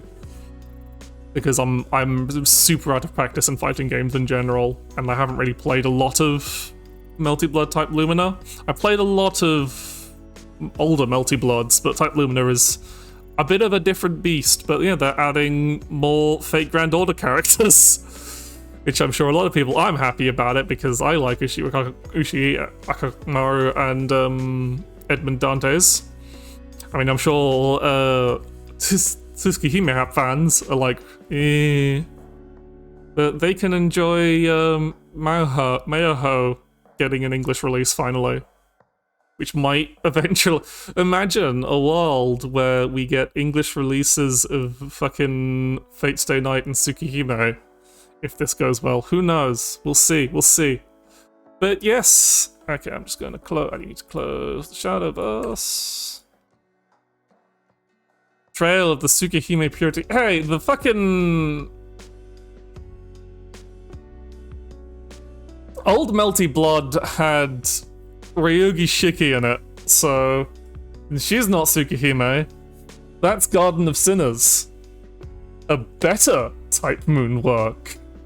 I'm gonna get killed for that one.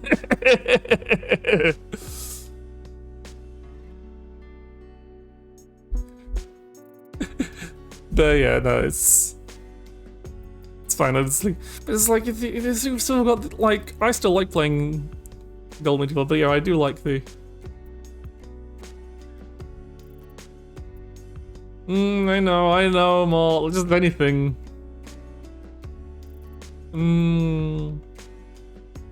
Delicious.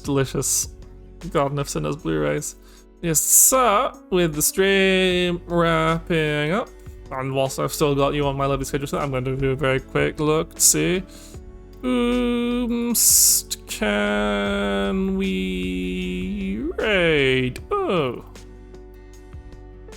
Ooh, quite a few options.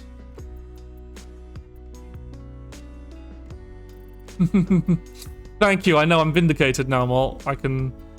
Let's see. Ooh.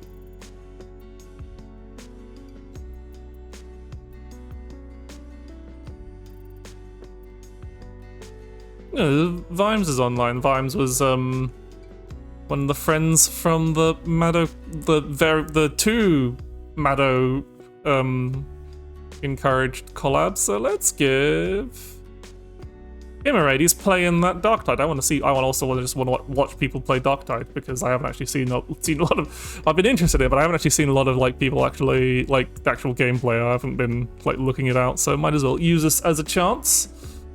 Let's raid Vimes because it's one of my few chances to raid down. He's playing Darktide. He's a boomer angel VTuber by his description. But yes, thank you for the stream, and I'll see you all tomorrow afternoon for Bloodborne. Hopefully, my because I did order a just a adapter for my headphones to put a volume control on them because that was the problem I was having with my capture audio. Is I literally had zero volume control whatsoever. Because they these fucking consoles assume too much about my setup. But anyway, I need to actually press the start raid button. I'll see you all tomorrow. Bye.